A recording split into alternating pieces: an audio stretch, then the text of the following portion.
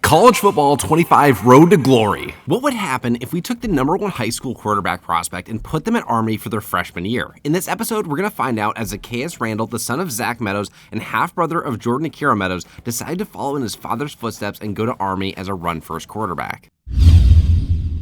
Zaccheus and the Army would start off with a bit of a cupcake game against the Division II FCS East, and on the first play of the first drive for the Black Knights, their fullback took a run up the gut for a 70-yard touchdown. And getting into why Zaccheus Randle chose to commit to the Army, while Zaccheus' father, Zach, was an Army officer who routinely visited the East Coast and West Point, Zaccheus was born and raised in Atlanta, Georgia. Zaccheus' lifestyle was totally different from that of his father and his half-brother, Jordan. Growing up in Atlanta, Zaccheus had a lot of pride both on and off the field. Zaccheus didn't necessarily idolize all of the right things. He glorified money, power, and respect above all else, and while Z may not have had the best motivations for going pro one day, it did lead him down the road of being the 4th-ranked quarterback prospect in the nation and the #1 prospect out of Georgia. To everyone's surprise, he didn't commit to the Bulldogs, and instead, his father Zach Meadows pitched him and convinced him to go to the Army. Zaccheus was the highest-ranking recruit to ever commit to the Army straight out of high school, and for good reason. The Army in West Point wasn't a light commitment, and Z made it clear to his father that going pro was his #1 ambition and that he'd need to be able to enter the draft right after graduation. No tour of duty like his dad. His father, Zach, assured him that he could get that done for him.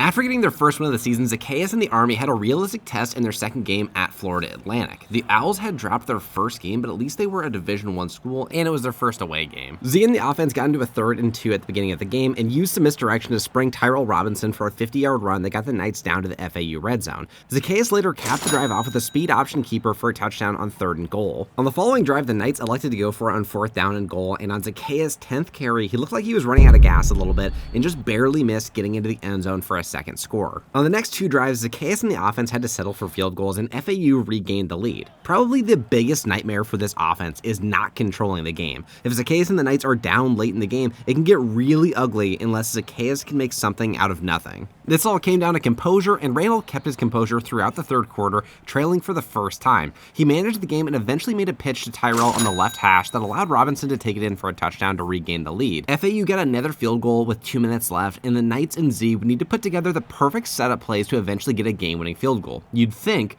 but for some reason the Army hates kickers. There could be a reason for that, and when it came down to the red zone, Army's coach, Jeff Monken, put the ball in Zaccheus Randle's hands to make plays. On 4th down, instead of kicking a chip shot field goal, they asked Zaccheus to throw, and he delivered a perfect ball to Miles Stewart, the backup running back, for what would be the game-winning touchdown. Army life brought its own unique challenges that Zaccheus had to adjust to sooner than later, waking up at 5 a.m. every day, not talking out of turn, not questioning trainers or coaches. Zaccheus had long survived on pure talent and love for the game, but that wasn't enough to be one of the greatest quarterbacks of all time alone. Z needed discipline, routine, and a carefully crafted structure to take him to the next level. The Army offense fell in line with this level of discipline. The offense was reactive to the defense, but it was also prescriptive. If this happens, do this. But if this other thing happens, do that. Reading and reacting in the triple option was key to its success, and at first, Z and the offense took full advantage of the triple option, and it led them to consecutive wins. Guess what else is critical within the Army offense? Not turning the ball over. So when Z threw an interception to Rice in the 3rd quarter, it set the offensive passing game back, and it put the Army in a larger hole. They found themselves down 6, needing a touchdown with a minute left, and it seemed like Army would take their first loss in 4th and 30 when Zaccheus made another magical play, running outside the pocket and finding his tight end behind the safeties for the first down. Zaccheus and the offense got down to the 10-yard line, and Z thought he had Tyrell for the first down, but it was knocked away with 20 seconds left, forcing the 4th down. Zaccheus ended up picking up the first down himself on the read option keeper. The Knights were down to 1 timeout and 13 seconds left. Their first run, stuffed. Second run, stuffed. Monken again relied on Zaccheus for a bailout, and he delivered another perfect ball on the sideline that only his tight end could get for the walk-off touchdown. Army hating kickers again went for 2, and Zaccheus delivered again. Really a special drive that Zaccheus put together, converting 2 4th downs, one being 4th and 30 from his own 2-yard line, a 3rd and goal touchdown pass, and converting the 2 points for the win. Zaccheus and the Black Knights were off to a hot 3-0 start, and the Army has experienced successful seasons in the past, so it wasn't unbelievable to see a 3-0 start, but it was definitely rare for the program. Zach Meadows told Zaccheus that he envied his role as quarterback of the Army offense. I wish I had the opportunity to quarterback this offense when I was with the Army. Being able to make decisions in this offense was so important. While the strength of opponent wasn't elite, any success on the field was to be celebrated for the Army, considering it was an overall afterthought to what was being learned each day at West Point. There were early cracks in the armor on this offense, though. The only player that was truly on Zaccheus' level was Tyrell Robinson, the senior running back. He was the #1 running back, receiver, and even tight end at times for this offense. He was 10 times the player of the next person up, and it was definitely a concern to Z that Tyrell would be graduating after this year. The offense relied so heavily on Tyrell and Zaccheus to make plays, and if it was 3rd and long, if the offense had any hope of converting, it meant Zaccheus would need to pull a rabbit out of his hat, either scrambling around and finding Tyrell open in man, or whoever the receiver was in open space within the zone. Or the third option, like in this case against Temple, was Zaccheus needing to run and create outside of structure. Zaccheus having to create outside of the offense was kind of the antithesis of what the Army was all about. No man left behind, stay with your team, trust each other, etc. These were values that the Army was trying to ingrain in Zaccheus, but he stood out without even trying. With 2 minutes left against Temple, Zaccheus barely got the ball before being hit by a Temple pass rusher, but somehow Zaccheus magically pitched the ball off to Tyrell, who took it all the way for a touchdown. Temple scored in under a minute, and the Knights were back playing from behind again in this game, and after getting sacked on 1st down, Randle found Robinson, who was at tight end for the snap, streaking across the field to put them within field goal range. Obviously, the Army hates field goals, so they continued trying for a touchdown, and Tyrell capped the drive off with a score for another miraculous last-second comeback win for the Army. In Week 5, the Army was playing against Tulsa, and the strength of schedule was becoming more challenging as the offense and defense faced some difficulties midway through the season. After starting out the season hot, it would be a letdown to backslide into a streak of losses. Zaccheus was starting to adapt to the discipline of the Army and the style of the offense, and he felt like that he had a good grasp of situational pitching and when to keep versus give the ball to Tyrell, but even if every decision was made correctly, the offensive line still needed to do their job. One issue with the offense was obviously that the Army didn't pass the ball a lot or have a lot of good skill position players. This limited the extent of how Zaccheus could affect the game. While he was an elite running quarterback, guess what? He was also pretty damn good at throwing the ball, but this was limited to 3rd and long in general, and Zaccheus argued for more unique passing plays in the offense, but it was seen just as that, Zaccheus stepping outside of his role and questioning authority. The offense chugged along, Zaccheus making another pitch to Tyrell for a touchdown to take a big 14-point lead, and unfortunately, on 2nd down on the following drive, Randle was sacked for a safety after Tulsa scored a touchdown, and it completely 180'd the momentum. Tulsa got 2, and then scored before half, and scored to start the 3rd quarter. Fast forward, and the Knights and Zaccheus were down 14. Randle tried another quick pitch to Robinson, which the D lineman snatched out of midair, and the Army would take their first L in disgusting fashion. Randle got one nice passing touchdown in before the game ended, and that was that. UAB with a 4-1 record was going to be the biggest test of the season up to this point, and through the 1st quarter it was a slog on offense. It was like there was no rhythm to the offense, and Tyrell and Zaccheus needed to get first downs on pure grit alone. After the 1st quarter, Army was in a familiar spot being down, but finally to begin the 2nd quarter, Z scrambled outside the pocket for their first score to tie the game. UAB scored again, and Zaccheus and the offense needed to move the ball down the field quickly, and once they got to the 50, they needed a Hail Mary in the end zone, and while Randle created enough time for his receivers to get down the field, they had very little awareness of actually trying to win the ball, and it ended up getting picked. Randle took matters into his own hands with a great read option keeper for nearly 50 yards and a hurdle that put the Knights into the red zone, and momentum was killed just immediately, just like last game, again by a sack and a penalty that put the Army back at the 35 on 3rd and goal, and UAB would go on to win by 2 scores. East Carolina is a school that's always had a pretty solid offense, and so Randle and the Army knew they'd have to control the tempo of this game to get the win, and they started out hot with a drive for a touchdown, primarily relying on the classic triple option. And after a successful 2-point conversion, the offense really struggled to get momentum, and surprisingly, East Carolina's D-line was dominating the Army's tackles in this game for the outside runs and on the pass plays, and Zaccheus was sacked on back-to-back plays, and the game started to get a little bit out of hand. Army had a timely set of productive plays with Randle hitting his tight end deep, and then their fullback took a run down to the 9-yard line before the Army went for it on a 4th down with a quarterback run, and it was stuffed and Zaccheus fumbled. The game was basically over, but Z had another insane play on 2nd and goal in a must-convert situation, buying time with his legs, looking like Russell Wilson, and throwing a dangerous ball back across his body for the touchdown before the end of the game. Zaccheus kept showing flashes of why he was a 5-star amidst an offense that was insanely boring to watch, and he finished with a touchdown and 0 picks with nearly 200 yards, but was badly beat up after the game. In week 8, it was time for the military academy grudge match between the Air Force and the Army, and the Air Force was up early 13-0 in this game, and the Army wasn't a heavily covered football program, but some reporters began to notice the slide in the win-loss columns and began to question what was going on, and the Black Knights weren't appointment viewing, so a lot of their games went unwatched in the national media, even with their new 5-star freshman quarterback, and reporters who did actively follow the program began to question why the Army was losing all of these games lately. The fact of the matter was that the style of offense they ran, there simply wasn't a lot of margin for error, and looking back at the first 4 games of the season, some of those games were nail-biters that the Army should have lost. The questions turned from the team and coaching to Zaccheus, the new quarterback on the team. It seemed like Zaccheus wasn't progressing much as a quarterback, and that was accurate. Zaccheus had made very little progress at becoming a better thrower, or even increasing his physical attributes. He stayed relatively stagnant in what was a relatively stagnant offense, and Zaccheus' lack of progress was concerning to both his mother and his father. His mom, Jeannie, questioned if Zaccheus was having fun doing what he was doing, and Zaccheus really didn't know at this point. This was supposed to be an insane experiment to see the damage that Zaccheus could do on the ground as a run-first quarterback in an offense that accentuated his skill set. But Zach could tell that Zaccheus was not having an easy time during his freshman year, but more than anything, he wanted Zaccheus to stay the course. And while Jordan had transferred to South Carolina for this season, Zach impressed upon Zaccheus the importance of building lifelong relationships with these teammates that he has. Going back to teammates, Zaccheus was worried about what life at the Army would look like after Tyrell left. Both of these guys carried the offense, and Zaccheus didn't see anyone in line to step up to take over Tyrell's role. Zaccheus was doing all of his practices, he was hitting the gym and grinding tape even, but without any real improvement. Even though Zaccheus wasn't improving much, it didn't mean that he wasn't good. Unlike his brother, Zaccheus wasn't living off the family last name, and Z had delivered a win for the Army over the Air Force that would shut up some of the doubters and reporters for the time being.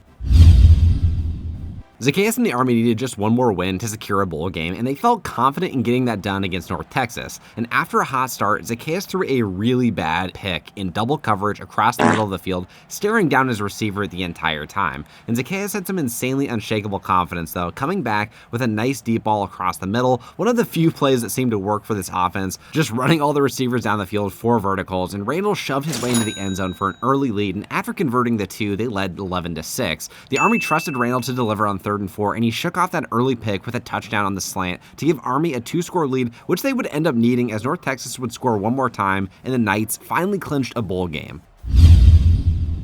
Zaccheus and the Army had their biggest test of the season against number 10 ranked Notre Dame, and Zaccheus entered into the game already banged up from the previous week against North Texas. Zaccheus was spending more time with the team physical therapist than on the practice field lately. Being a run-first quarterback in Army system was thrilling, but it was also punishing. Zaccheus found himself taking more hits than he ever had in high school. Every game seemed to push his body closer to the limit, and as the weeks went on, the physical toll became harder to ignore. It wasn't just the tackles, it was the way that they felt, harder, sharper, and more frequent. He'd break free on a scramble, cut past one defender only to get sandwiched by 2 more, and the adrenaline rush of a big play started to wear off quicker and quicker, replaced by the dull ache that seemed to settle deeper into his muscles after every game. In the locker room, the traders started to notice. "You good, Randle?" one of them asked after Zaccheus limped off the field. After this particularly brutal loss to Notre Dame, which ended 50-13, he waved them off with a grin, trying to convince himself that he was fine, but he wasn't. By the time Army was heading into its final stretch of games, Zaccheus was playing hurt more often than not. His ribs were bruised, his shoulders ached, and his legs, once his greatest asset, felt like lead by the 4th quarter, and he was pushing through it, but it was getting harder and harder to keep up. Zaccheus' throwing speed and ability to scramble would diminish as he often took on the workload of 30 carries a game at quarterback, and Zaccheus had a small frame, unlike his father Zach, who was 6'4" and 240 pounds, which limited how much punishment that he could take from these linebackers. As the season came down to the last 2 games, Zaccheus had to face the reality of his situation. His body was telling him something that he didn't want to hear, but deep down, he knew that his brother Jordan was right. He told Zaccheus, "You can't keep playing like this without putting everything that you've worked for at risk." Zaccheus knew it, but he really felt like a leader on this team along with Tyrell. He was the whole offense and didn't want to give up on running as much as he did. After one particularly rough game against Notre Dame and then against UTSA, where he took more hits than he could count, Zaccheus finally spoke to his team's trainers. He didn't want to, but he knew that he needed to get checked out, and the verdict was clear. He had been playing through multiple minor injuries that had compounded over the season, and if he kept pushing, it would only get worse, and it was a hard pill to swallow. Zaccheus had envisioned his freshman year at Army going differently. He imagined leading the team to victories and becoming a standout in their run-heavy offense, and proving to himself and his family that he could handle the dual pressures of football and military life, but the reality was harsher than he had anticipated. His body was breaking down, and he had to face the truth that he could not keep going like this. And one night after practice, Zaccheus called Jordan, and he didn't even need to explain. Jordan already knew. You've given it everything, Z. No one can say that you haven't, but you've got to think long term. It's not worth it if you can't walk away from this game healthy. The words hit Zaccheus really hard. He had always been the type to push through and to fight until the very end, just like his brother and his father had taught him. And that conversation with Jordan was the turning point. Zaccheus realized that he had nothing left to prove. His freshman year hadn't gone exactly as planned, but he had shown resilience and toughness in ways that went far beyond the field. He had led his team, taken the hits, and kept going even when his body screamed to rest. The trainers actually pushed for him not to play against Navy, but he didn't want to go out that way. He needed to finish the season out at least. He was having a great game, finding his receiver in the back right corner of the end zone for a score that would lead to a tied game in the fourth, but in the fourth, Zaccheus would be forced into another safety this season on a pass play from the 2-yard line, and down by 7 at the 50, Z got strip sacked and the game was over. A 6-6 record, far from what they expected after a 4-0 start. Despite only 10 passing TDs to 17 picks, Zaccheus rushed for over 1,000 yards and made freshman All-American. Zaccheus had plenty of time to get rested up and healthy against Syracuse for their Military Bowl, and it was easy to tell that Z was playing at 100%. After the big run by Miles Stewart to get to the red zone, Zaccheus kept the ball for himself on the triple option and went untouched into the end zone for an early score. Zaccheus followed that up on the next drive with an identical play, and eventually number 26, Clerk, the running back, scored another touchdown. The Army scored on a fumble return touchdown, and then eventually in the fourth quarter it was a victory lap as they killed the clock against Syracuse and went out with a winning record after all the trials of the season. Randle ended up getting player that came, and Zaccheus' happiness after the game was short-lived because he knew what he had to do next to preserve himself and his potential career in the NFL. Stay tuned for what's to come in Zaccheus Randle's sophomore season. After failing to progress much in his freshman year due to constantly being injured, Zaccheus made the decision to transfer to Oregon. On the very first play, Randle threw a dot to his tight end Velling, but he lost the ball after being hit, and Randle's first pass went from a 20-yard completion to a pick. Randle probably earned some respect from his tight end for trusting him on the very next drive to convert a third down, and Velling rewarded that trust by taking the pass all the way for a touchdown. When Zaccheus joined Oregon, he had no idea that he would be on the preseason number 1 ranked team in the nation, and that he would come in as a sophomore transfer to be the number 1 quarterback on the depth chart ahead of Dante Moore. Oregon had this immediate season opener test against an underrated Florida squad in Las Vegas. It seemed like Randle acclimated well to the Oregon offense because while they had a spread offense that actually passed the ball, they still incorporated a lot of read options, and with another elite running back in Jordan James, Oregon even ran a triple option play, so it was great that the offense really suited Randle's strengths, and Z made the right decision to come to this Oregon program. Obviously, there was a lot more talent to work with compared to the Army, especially after Tyrell Robinson graduated after last year, and Zaccheus' father, Zach, wasn't thrilled about another one of his kids transferring, especially transferring out of the Army, even though Zach Meadows famously did the exact same thing to go to Alabama. After settling for field goals on 2 drives, Florida had a 4-point lead with 3 minutes left, and you'd hate to see a top-ranked team with national title aspirations lose in game 1, and Randle was determined not to let that happen. Z found Justice Lowe for what would be the game-clinching touchdown, and Ducks fans were biting their nails at the end of the game, but Zaccheus delivered another magical late-game series of winning plays that he had already become known for in his freshman season with the Black Knights. After settling into his first game with the team, Randle felt much more comfortable in his second game against Oklahoma State at home. Zaccheus finally got the chance to play with players at his level and throw the ball down the field in an offense that wasn't always in a bunch formation or a 3 running back set. Even though Zaccheus was a freshman All-American, he was on a bit of a redemption arc after his freshman year. 10 TDs and 7 INTs is not going to cut it as the quarterback. Even though he had 1,000 rushing yards his freshman year, he barely averaged 3 yards a carry between all of the sacks and the times that he was tackled in the backfield on run plays. The goal was not to just win the Natty, but to prove that he could be the type of quarterback that could make the NFL, and the Ducks' first half of their schedule was an easier slate of games before their toughest matchups at the end of the season. Besides Florida for the first game, Oregon would end up playing USC, UW, who was ranked 5th, and Penn State on the back half of the schedule, which gave Zaccheus a little bit of a runway to round into shape as the Ducks quarterback. He got lucky that he wasn't just thrown into the fire against a top 5 defense right out of the gate. Aside from one bad pick on a post route, Zaccheus had a near-perfect performance against Oklahoma State, cleaning up some of his inaccurate passes from his first game to improve his accuracy from 54% to 68%. It was a weird turnaround to go from playing OSU to playing Oregon State with the exact same initials and team colors, and after a less than perfect performance, Oregon ended up dropping from the number 1 spot to number 2, which in this modern football landscape didn't matter much as long as the team kept turning out wins. And while Oregon State was 0-2, rivalry games between these two teams always got weird. Oregon was 3-2 in their last 5 games against Oregon State, all while Oregon was consistently a top 10 program. The first half was looking like a weird game until Z found his receiver Bryant for a TD over the middle for the team's first points. Later in the game, Zaccheus delivered a perfect ball over the DB's heads to his receiver Ryan Pelham, a standout sophomore receiver on the team, but Pelham couldn't pull it in, and the game was tied 3-7 at half. And to start the third quarter, Oregon made use of Randle's mobility, first using Randle outside the pocket, and once the defense was more keyed in on him as a runner, Oregon ran a designed RPO bubble screen on the outside, and once Justice Lowe saw space, he was gone for the 60-yard catch and run TD. Oregon State wasn't going to give up easy, though. After the 14-point lead, Oregon got to the Beavers' side of the field a few times, but always got stopped for a field goal at best. The Beavers' pass rush kept getting in Randle's face, enough to the point that Randle started shifting his O-line in the direction of the Beavers' top pass rusher, and that still didn't work most of the time. It was mostly an ugly game with a few bright spots for the offense, but the defense did get the job done, and Randle didn't turn the ball over, giving the Ducks the win in the Civil War game.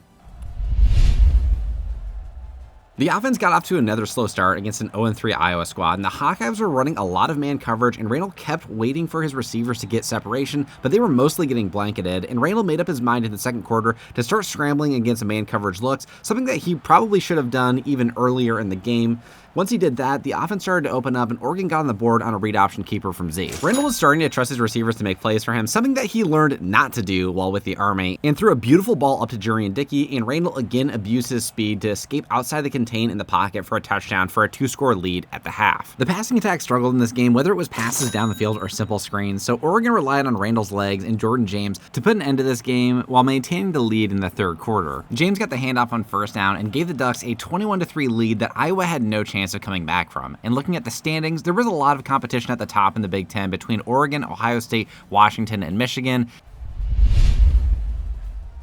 While Oregon and Zaccheus were experiencing all the success early, rolling to a 4-0 record, Jordan Akira Meadows and Bama were struggling in Jordan's senior season. Bama lost 2 of their first 3 games to West Virginia and Ohio State. While Jordan and Zaccheus didn't have much time to talk during the season, they had spent plenty of time together before fall semester kicked off. During the summer before his sophomore year, Zaccheus spent time reconnecting with his uncle, Marcus Meadows. Marcus had played linebacker at Alabama alongside his brother, Zach, and while Marcus hadn't gone on to play in the NFL, he had remained deeply connected to the game and the lessons it taught.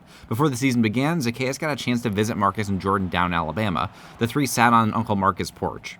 "You've got talent, Z," Marcus would say, watching the sunset over the trees, "but don't let it go to your head. I know you're leaving the Army, but don't forget that you actually learned a thing or two about maturity while you were there. Keep your head on straight, your nose clean, but also don't forget where you came from." That advice echoed in Zaccheus' mind as the season began. His uncle's words kept him grounded, reminding him that no matter what happened on the field, he had the support of his family, a legacy of strength and resilience behind him. Zaccheus was going to be himself, but better. He was going to actually take what he learned in the Army about regiment and routine and apply it to his life going forward while still being his authentic self. After an average passing game versus the Hawkeyes, Randle turned it around in the following game against a ranked Badgers squad, nailing a deep shot down the field and then leading 2 more scoring drives, one capped off by a Jordan James rushing touchdown and another using the previous score to open up a bubble screen for a TD. And Randle was already developing faster at Oregon than he had at the Army, working on his quickness and ability to escape the pocket. The next game was against Northwestern, and one thing that Zaccheus knew was going to fit him at Oregon was the up-tempo, no-huddle offense. And while Oregon wasn't running no-huddle every play in a 10 seconds or less prime Phoenix Suns Steve Nash style, they would pick their spots like a savvy vet deciding to turn it on at critical moments in the game. There were teams in the Big Ten that were just not built to move up and down the field that fast, but Oregon and Z were going to put them through some conditioning. It was a non-stop highlight factor for Zaccheus in the offense against Northwestern, and Randle was starting to feel out who he could trust the most on the team. Ryan Pelham was an up-and-coming star on this Oregon squad, but Jurian Dickey was the standout 6'2 junior that Randle trusted the most. Dickey delivered 5 catches for 2 scores and 70 yards at the half against the Wildcats, and Oregon and Randle got whatever they wanted in Iowa. After a 4 TD and 1 pick performance against the Badgers, Z delivered a perfect 4 touchdown and 0 pick performance against Northwestern while shutting up the doubters who were skeptical of him before the season. A lot of people forgot that Zaccheus was coming off a season with only 10 touchdown passes all season against 17 interceptions,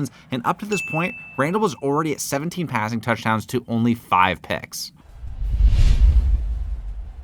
The key development to Randle at this midpoint of his sophomore season was confidence. Randle never had confidence in his receivers or himself his freshman year to complete throws down the field consistently, and it made a lot of sense at the Army. And while Tez Johnson and Evan Stewart graduated the year before, Jurian Dickey, Ryan Pelham, and Justice Lowe did a great job replacing their production. The Ducks had an easy 3-game stretch against Northwestern, Minnesota this week, and then the next week against a 1-5 Indiana team, and up to this point, the best opponent the Ducks had taken on this season was either an unranked Florida team to begin the year or a ranked Wisconsin Badgers team, so there was definitely still question marks about both the offense and the defense. Zaccheus continued to make strides even against an average schedule of opponents. He was becoming a more consistent decision maker even when under pressure in the pocket. And against these average Big Ten teams, Zaccheus could just abuse his athleticism to make plays that wouldn't work against better teams. Oregon was only up one possession late in the game, but Randle was never worried about dropping this game at home. Jordan James had a nice run down the field, which eventually set up another touchdown pass for Randle, who fit a laser throw into a tight window between defenders on a slant route.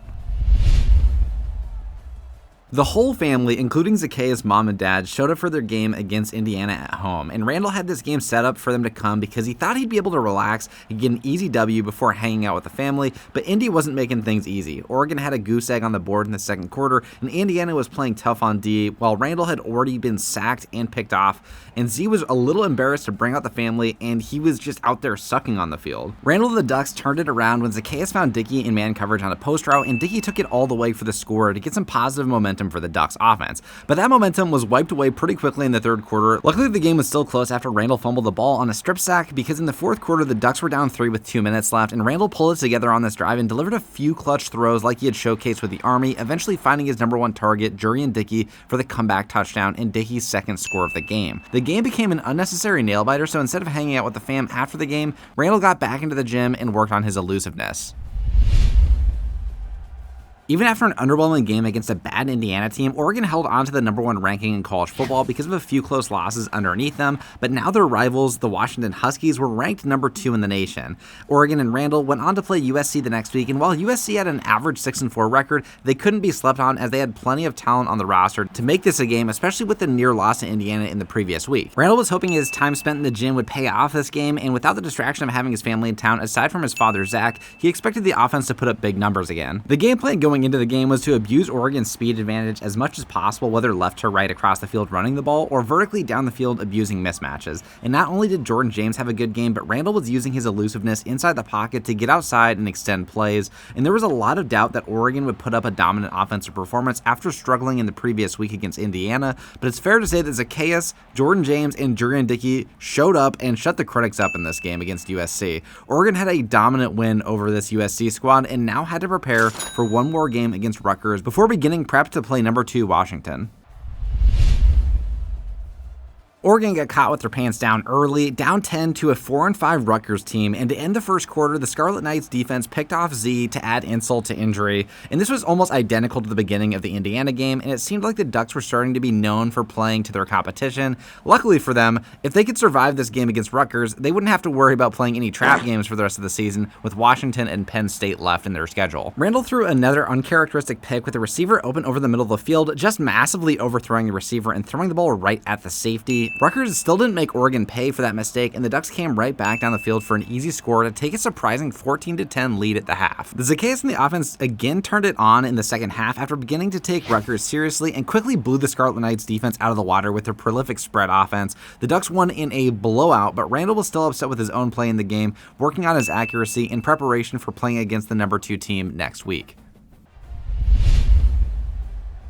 The game against the Huskies started out just about as bad as the previous weeks had, with the Ducks offense starting incredibly slow, and Randle was picked off early and was dealt with a significant right shoulder injury, severely limiting him as a passer, with both his accuracy and speed on the ball being way worse in this game. Randle began the next drive heavily relying on his legs and had a Lamar Jackson-esque run, eluding one tackler with a juke followed by a spin that got him to the 1 for Jordan James to finish with a touchdown on the next play. And Randle was becoming known across the nation for these highlight plays showing up on SportsCenter Top 10, and on the next drive, Washington had answered with another score, and on 2nd and inches, Jordan James got rocked, fumbling the ball, and the Huskies recovered and scored on their next drive, putting Oregon's offense in a familiar position, down 2 scores, but points weren't easy to come by against this Huskies defense. After a miraculous couple of throws before the half, the Ducks settled for a field goal, but on Oregon's first drive of the second half, Zaccheus got sandwiched between 3 Husky defenders, tackling him from opposite sides in the pocket, and at this point, the Ducks were down 31-10 with 3 minutes to go, and eventually got the offense into the red zone, where Randle's poor judgment on a bubble screen resulted in a pick 6 that would stamp a victory victory for the Huskies,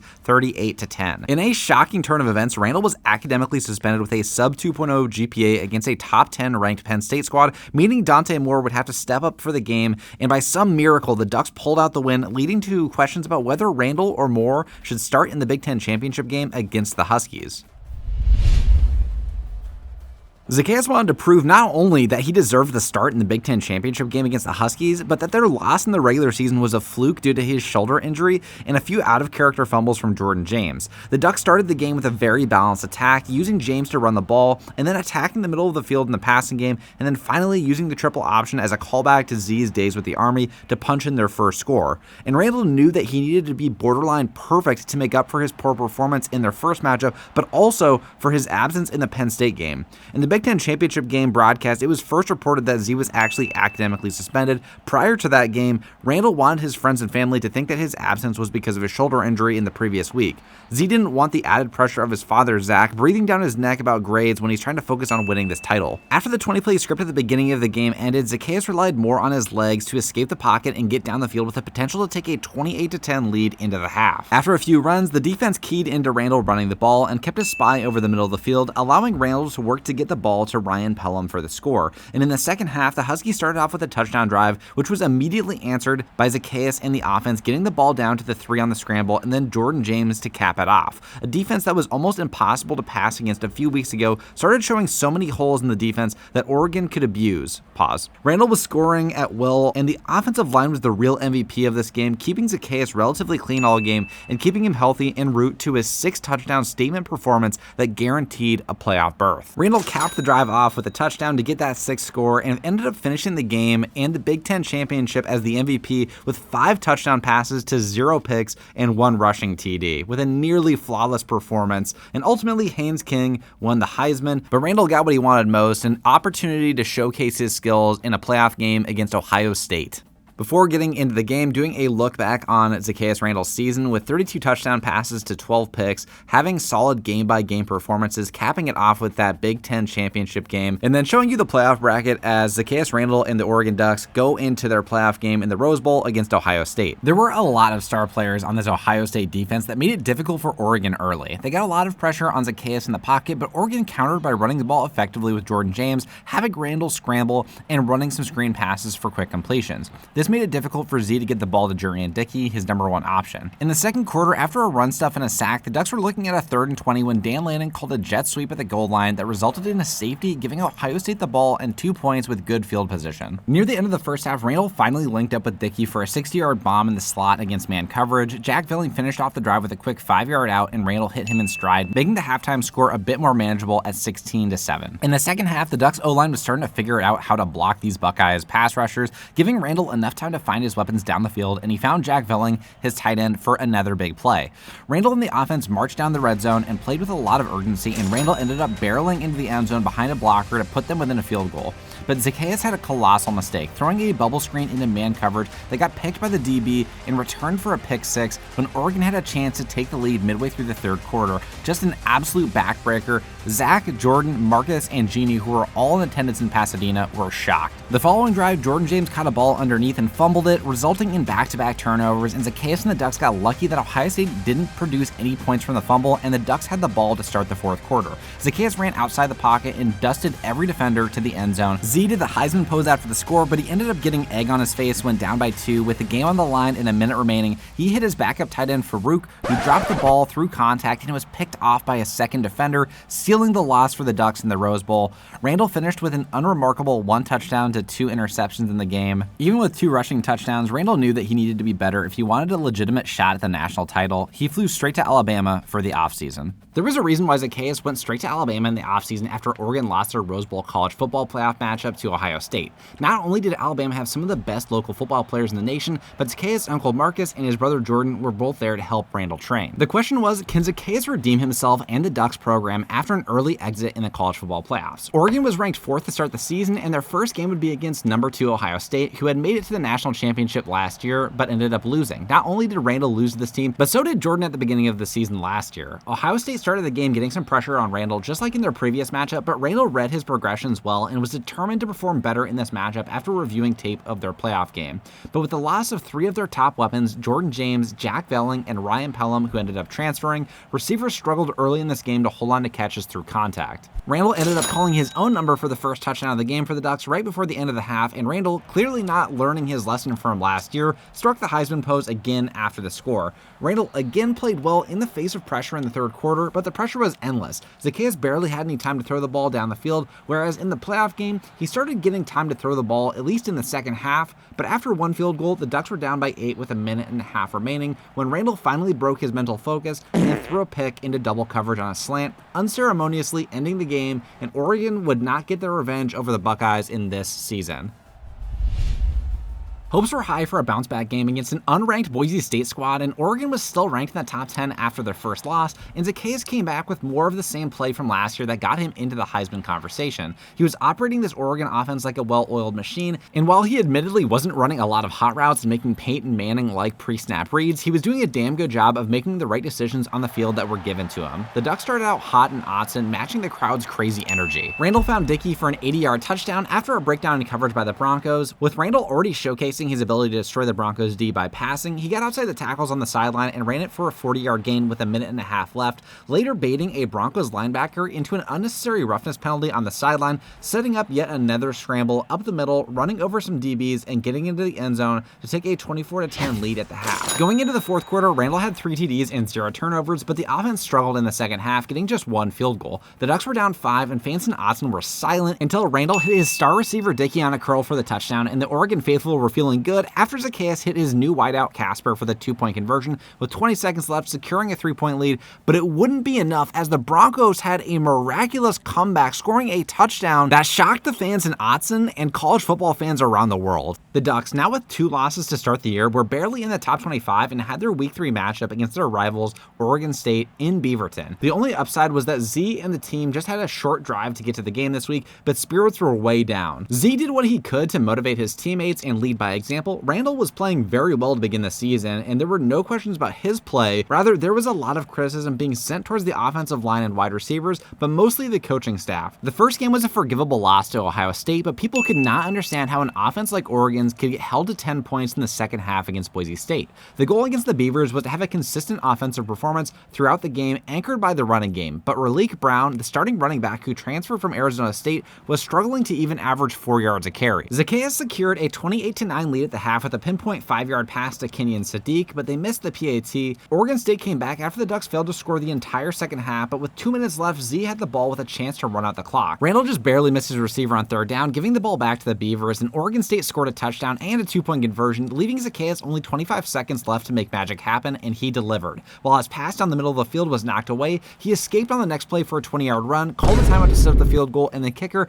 who just missed a PAT, also missed the game-tying kick. But ultimately, it wasn't the kicker's fault for this loss. The whole team, including the players and coaches, were at fault for a disgusting second-half performance that lingered from their game against Boise State. The scheduling this season was wild, as Oregon would play their 4th game against another rival, Washington. And Washington was similarly struggling this season, and what was a top-5 matchup last year was a rock fight between 2 unranked teams with a combined 1-6 record this year. Shortly after the 3-game skid for Oregon, Jordan, Randle's half-brother, hit up Z to see if he would like an agent going forward through his college career to manage any NIL deals, sponsorships, and his future in the NFL. Zaccheus liked the idea of keeping his career in the family given all of the football talent they had and accepted Jordan's offer.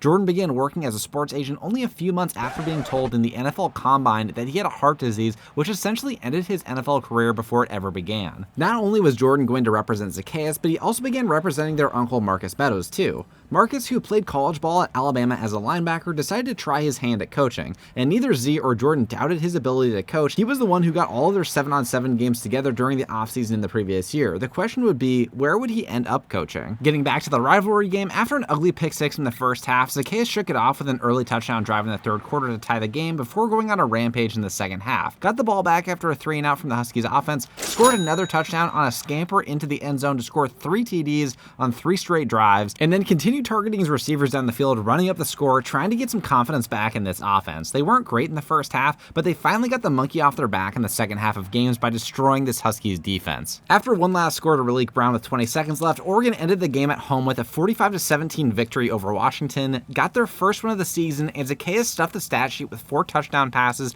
and 2 rushing TDs. And he was acknowledged by getting Big Ten Offensive Player of the Week.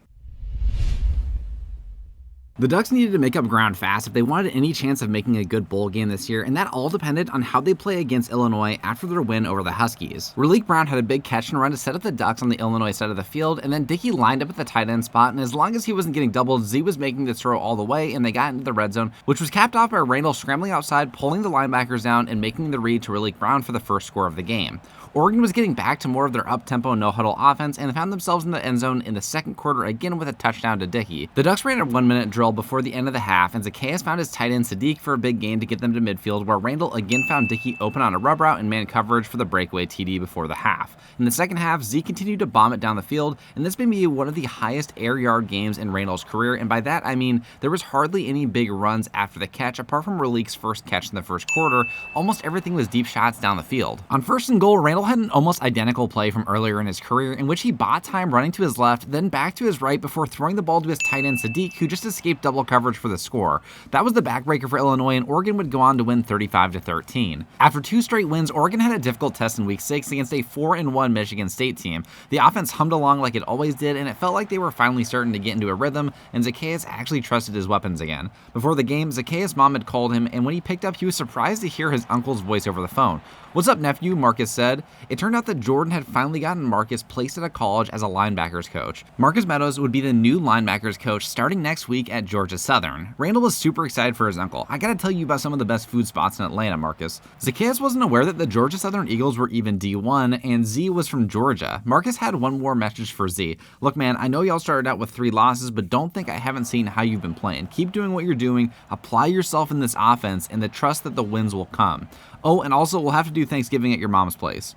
Zaccheus used this as motivation for the game against the Spartans. He linked up with Sadiq for another touchdown to get them back within a score, and Dan Lanning decided to go for 2, but Michigan State was ready for it and shut them down. Luckily, Oregon did get a chance to tie the game with a minute left. Lowe caught a ball to get them into the red zone before Randle got sacked on the next play. The fans were going crazy in Michigan, and it was hard to get everyone on offense on the same page. With time running out, they elected not to use a timeout on 4th down and instead hiked the ball without a good play call and ended up getting stopped for another unfortunate loss in a game where the offense really didn't do their job for the first time this season. Randle still had an efficient game with 3 TDs to 0 picks, but he wasn't getting any help from the run game or good play calling.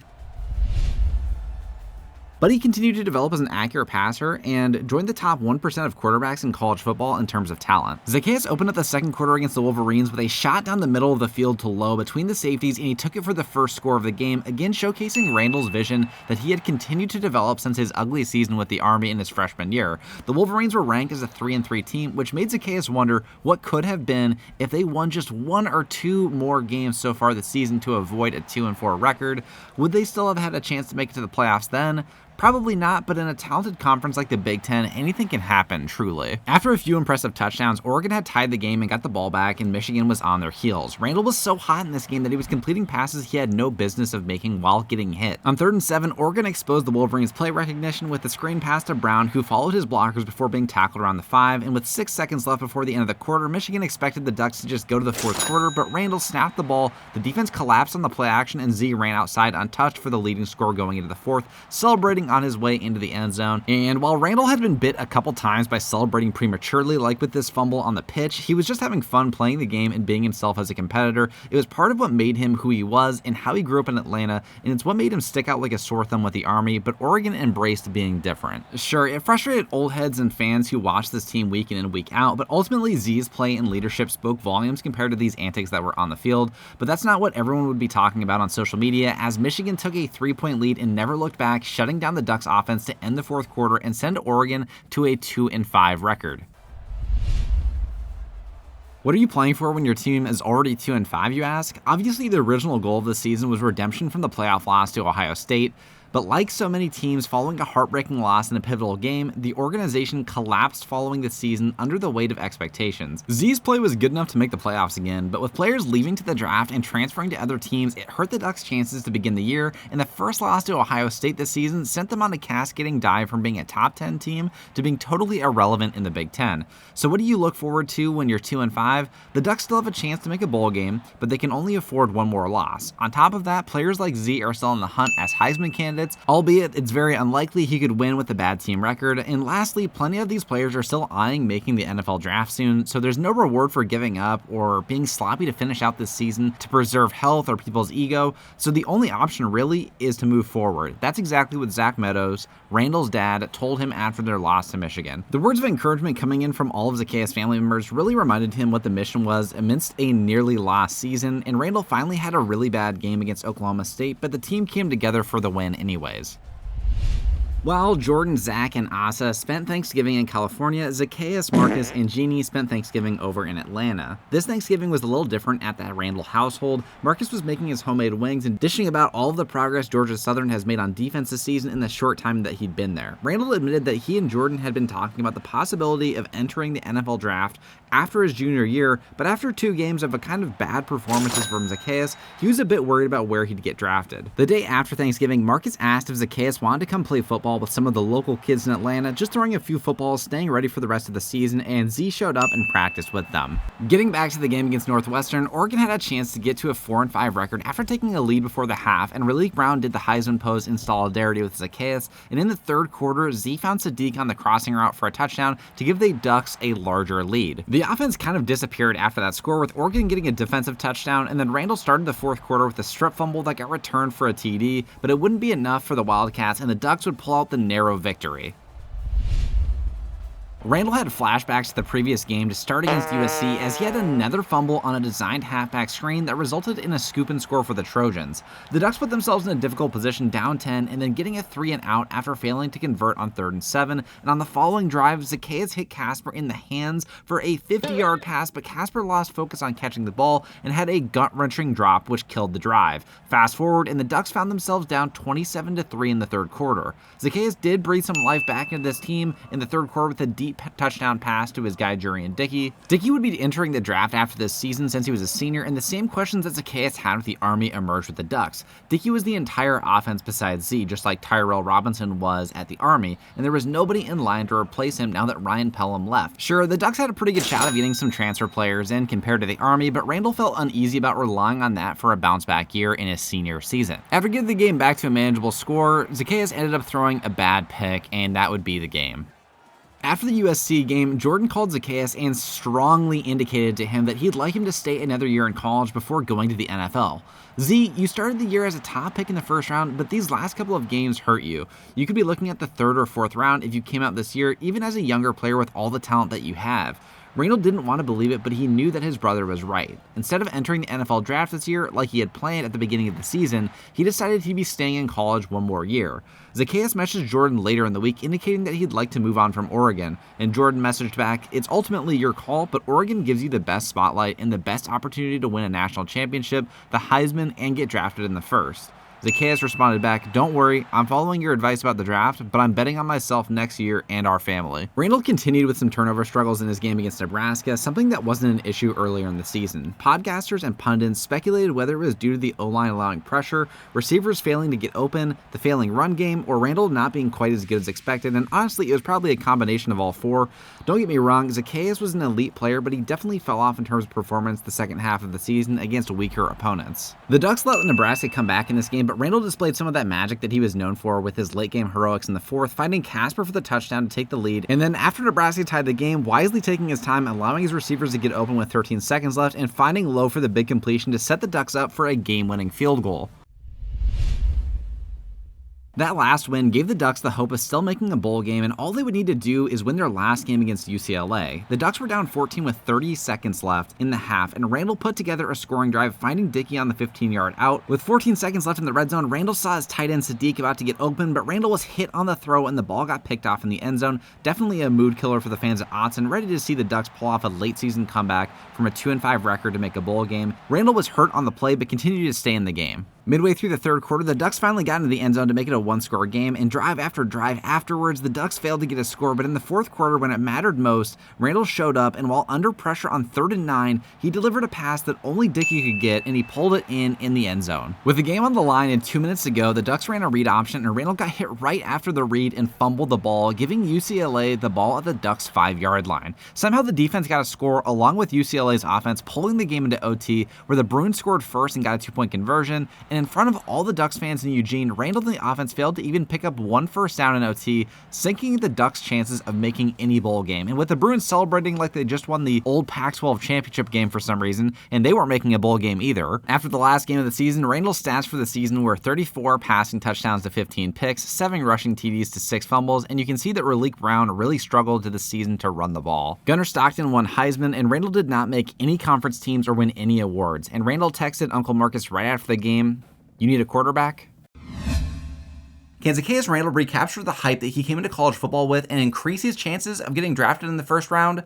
Will staying in college his senior season work to his advantage, or will more tape equal a worse draft grade? Stick around and find out as we go through Zaccheus Randle's senior season at Georgia Southern. Randle and the Eagles took on a ranked Kansas State team in their first week, and this is supposed to be one of those early schedule wins for the Kansas State Wildcats, but Georgia Southern came to play this season behind a Heisman candidate quarterback and a new defensive coordinator in Marcus Meadows. And that's right, Marcus had moved up from linebacker coach to the defensive coordinator role. This year would be especially challenging for Randle to step into a brand new offensive system with less talent than Oregon and trying to bring this forgotten about program into college football relevance. The standout players on this offense besides Randle included KD Dorsey, number 18, a big play receiver like Jurian Dickey, DeAndre Buchanan, number 15, a versatile slot receiver, and David Madinga, number 31, a small dual threat halfback who could catch out of the backfield. Additionally, the offense featured a solid and well-rounded offensive line, a decent tight end in Ryan Plummer, and a third receiver, number 11, Raphael Virgin. With under 2 minutes left in the half, Randle found Madinga on a go route for a big chunk gain, getting the Eagles into the red zone, and Randle, the offense, ran up to the line, getting into an RPO look before handing it off to Virgin, who stepped in as the halfback on the play. Mbadinga finished off the drive in a heavy formation, diving over the line to take the lead over this ranked Wildcats defense. In the third, Randle made a dumb mistake, predetermining his throw on a post route that was well covered that ended up getting picked off on 3rd and 6, keeping the game tied. In the fourth, with the game still tied,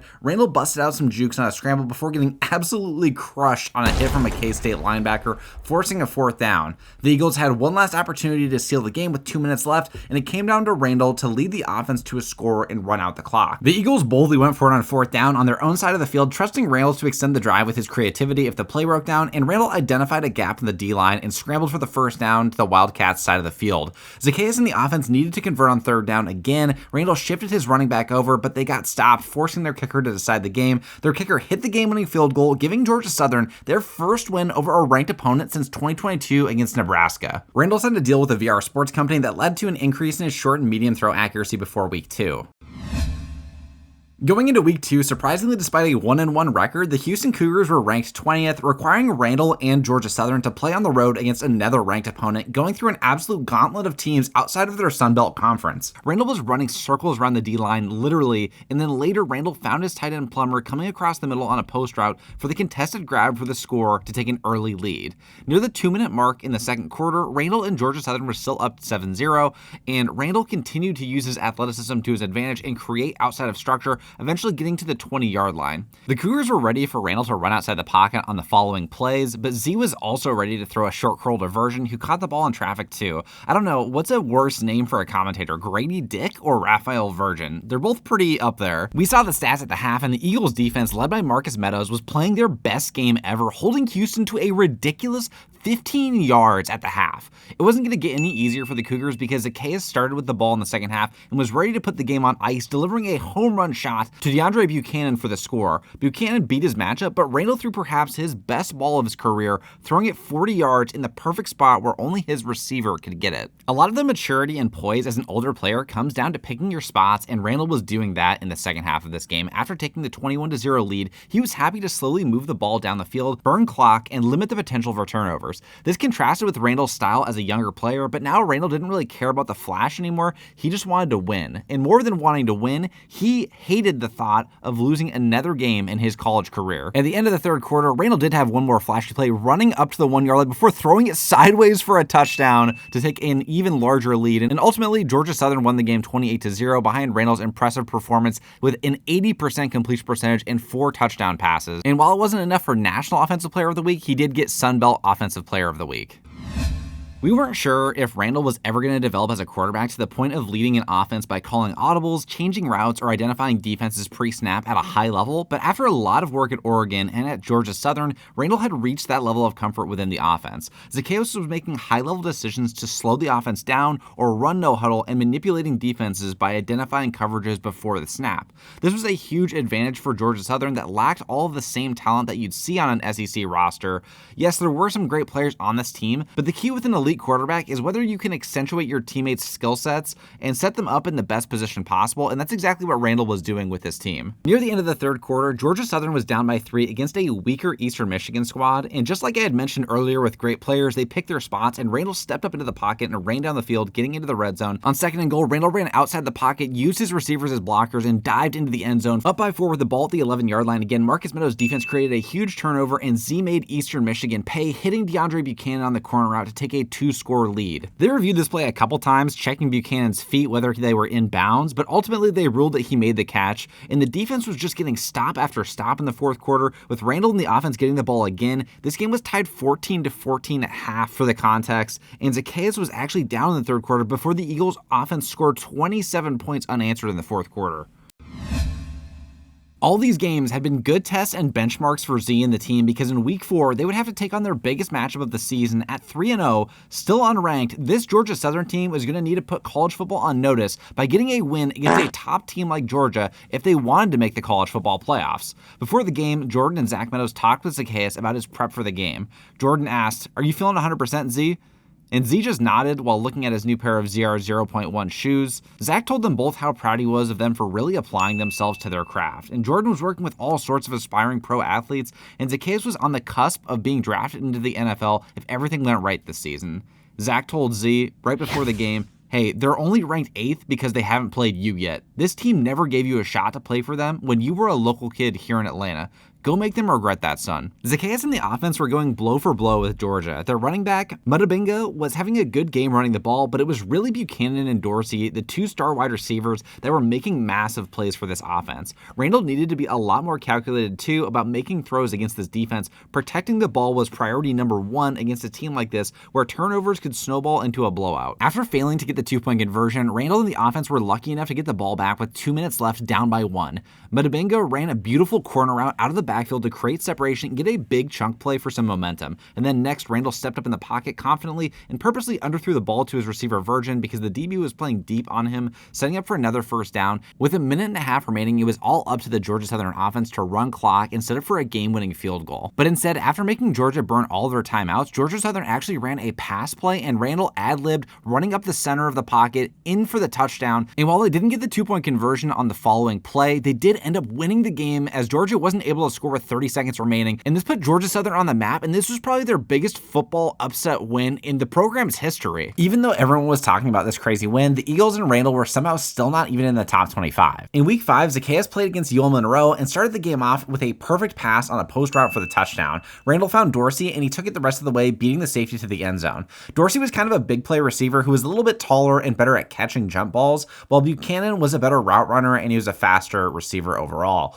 Buchanan matched Dorsey's touchdown towards the end of the first quarter, but UL Monroe was keeping it close. They ended up holding Georgia Southern to a field goal before the end of the half to give Georgia Southern only a 6-point lead going into the second half, and UL Monroe started out with a field goal of their own. Randle let UL Monroe get back into the game by starting out throwing an interception on a slant route to KD Dorsey, but the DB just ran the route for him. Monroe managed a 3-point lead at the end of the third quarter, and Georgia Southern was just living and dying off of big plays. Randle found his backup tight end, streaking down the field for a touchdown to regain the lead. With 3.5 minutes left, Randle was trying to put the nail in the coffin Jordan and found his tight end Plummer between the two safeties, taking it down to the 10-yard line while they had a 4-point lead already. And then really struggling with turnovers, had 3 touchdowns to 3 picks before finding Katie Dorsey on a slant, and that would be enough for Georgia Southern to win the game over Monroe. The final score was 30-19, and Randle had one of his worst games of the season in terms of completion percentage and touchdown to interception ratios. He did almost throw for 400 yards, but overall his stats were still looking really good for the season with 15 touchdowns to 6 interceptions, half of those picks coming in that last game,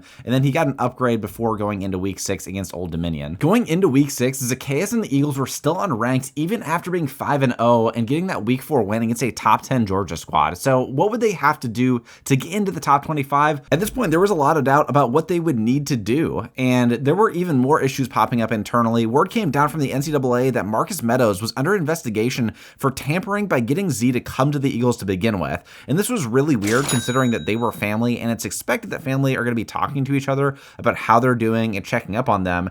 Jordan tried to fight this allegation for both Marcus and Zaccheus, but he was implicated as being a part of the quote-unquote scheme to bring Randle to Georgia Southern. As a part of the investigation process, Marcus had to turn in any communication with Randle over the last couple of years, and there were some problematic text messages related to Randle playing football in Georgia. Back when Randle was coming home for the holidays, you see, and Marcus texted him asking him to come play some 7-on-7, it read without context as, "Yo, Z, you should come back to Georgia and play some ball with us at our local field to prepare you for the rest of the year." This was taken way out of context by the NCAA, but it was all the evidence they needed to further the investigation at least. So it became a waiting game trying to see what was going to happen next in this case, and meanwhile, Georgia Southern was down 21-7 against Old Dominion with a minute and a half left in the third quarter. Before Randle bulldozed his way into the end zone, and the Eagles were getting very fortunate that Dominion could not score in the second half, and eventually Georgia Southern tied the game as Randle was getting hit in the pocket, but still delivered a perfect ball into the end zone for DeAndre Buchanan. Now with the game tied and a minute and a half left, Georgia Southern got the ball back, and it was 3rd and goal from the 12-yard line. Randle tried to step up in the pocket and run for the touchdown,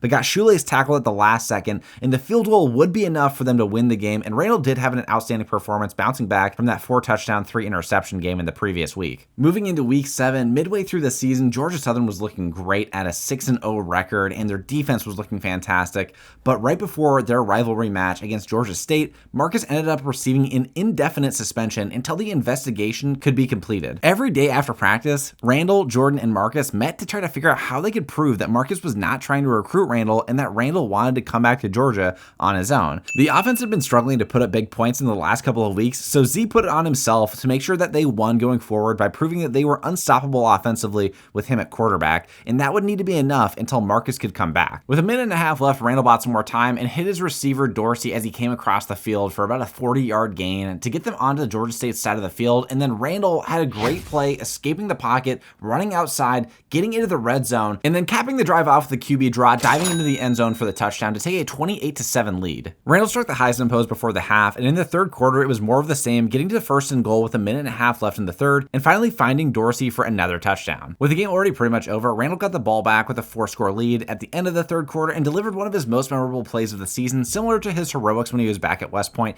being pushed out of bounds while hitting his receiver on the sideline after escaping from a sack. Later in the drive on the 6-yard line, Zaccheus did something that only Zaccheus Randle can do, running to his left, back to his right, and then diving up the middle. He ended up fumbling while getting into the end zone, but his offensive lineman dove in for the touchdown. While having 1 interception, he had a very elite performance with 3 touchdowns and an 80% completion percentage, also getting some rushing yards in there. And then finally, Georgia Southern was ranked for the first time at the number 23 spot going into week 8 against Troy. On 3rd and 7, Randle had a similar play to the previous week, running to his right, seeing pressure, and then escaping back to his left and getting into the end zone, outracing everybody on the way. This game, the offense struggled to get into the end zone after that first broken play touchdown, and they found themselves down 17-7 with only 30 seconds left at the half. They definitely felt Marcus' absence in this game, and it was going to come down to an interview with the NCAA, and Zaccheus would need to fight to prove that his uncle was not tampering with recruitment in order for Marcus to come back. And while Marcus was out, the defense definitely struggled a little bit. Meadows had set up the assistant coaches for success, so there was not a huge drop-off, and players were confident on defense, especially with an elite offense on the other side of the ball, but the Eagles just needed to maintain the course until Coach Meadows could return. But it was starting to look scary in the fourth quarter with the Eagles still only at 7 points. Randle was struggling with pressure and turnovers when on 4th and 20, he delivered another miracle play, escaping to his right, drawing in the deep defender, and finding his receiver for a touchdown to make it a game again. His tight end Plummer ended up pulling the Heisman after the score, and with a minute and a half left, not only was Randle struggling, but so was the offensive line, getting a holding call while Randle was escaping, getting to the 20-yard line to try to tie this game, and they brought it all the way back, making it 2nd and 13. And even though Randle was struggling, I think he truly did everything that he could in this game, spinning outside the pocket, juking one defender, pulling off another spin,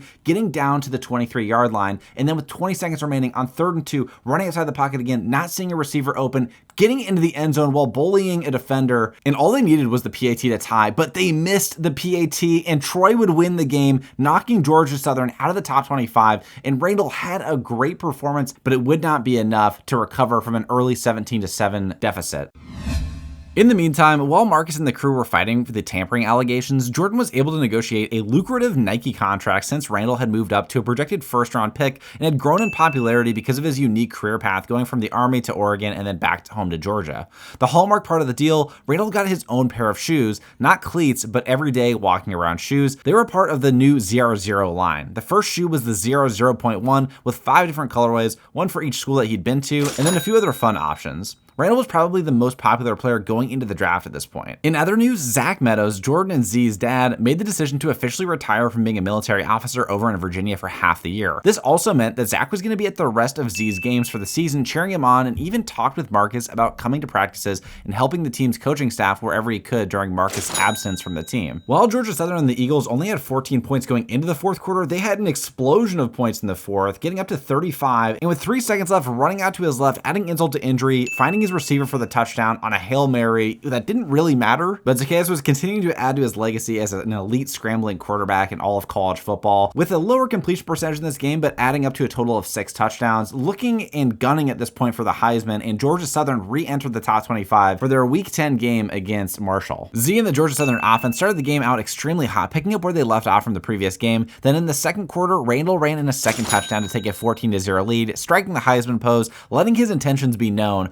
but in classic Zaccheus Randle fashion, he threw a pick on the following drive, which Marshall used to tie the game again. In the third quarter, with the game tied, Randle just slowed things down, reading the defense to find his tight end Plummer open on the flood concept to beat cover 3 defense, and then again seeing the flat defender play high and finding Raphael Virgin for the underneath touchdown. Up by 7 and with the chance to ice the game, Randle and the offense didn't want to let this opportunity go to waste, especially after reaching the top 25 again, and they didn't want the repeat of reaching the top 25 and then losing the following game to fall out of it again. So Z took care of business, they came out with the W, and now Georgia Southern was 9-1 as the 17th ranked team in the nation, going up against Coastal Carolina. And while Coastal Carolina was 4-6, no team could be underestimated on the Eagles' quest to make the college football playoffs, or at least the Sun Belt Championship game.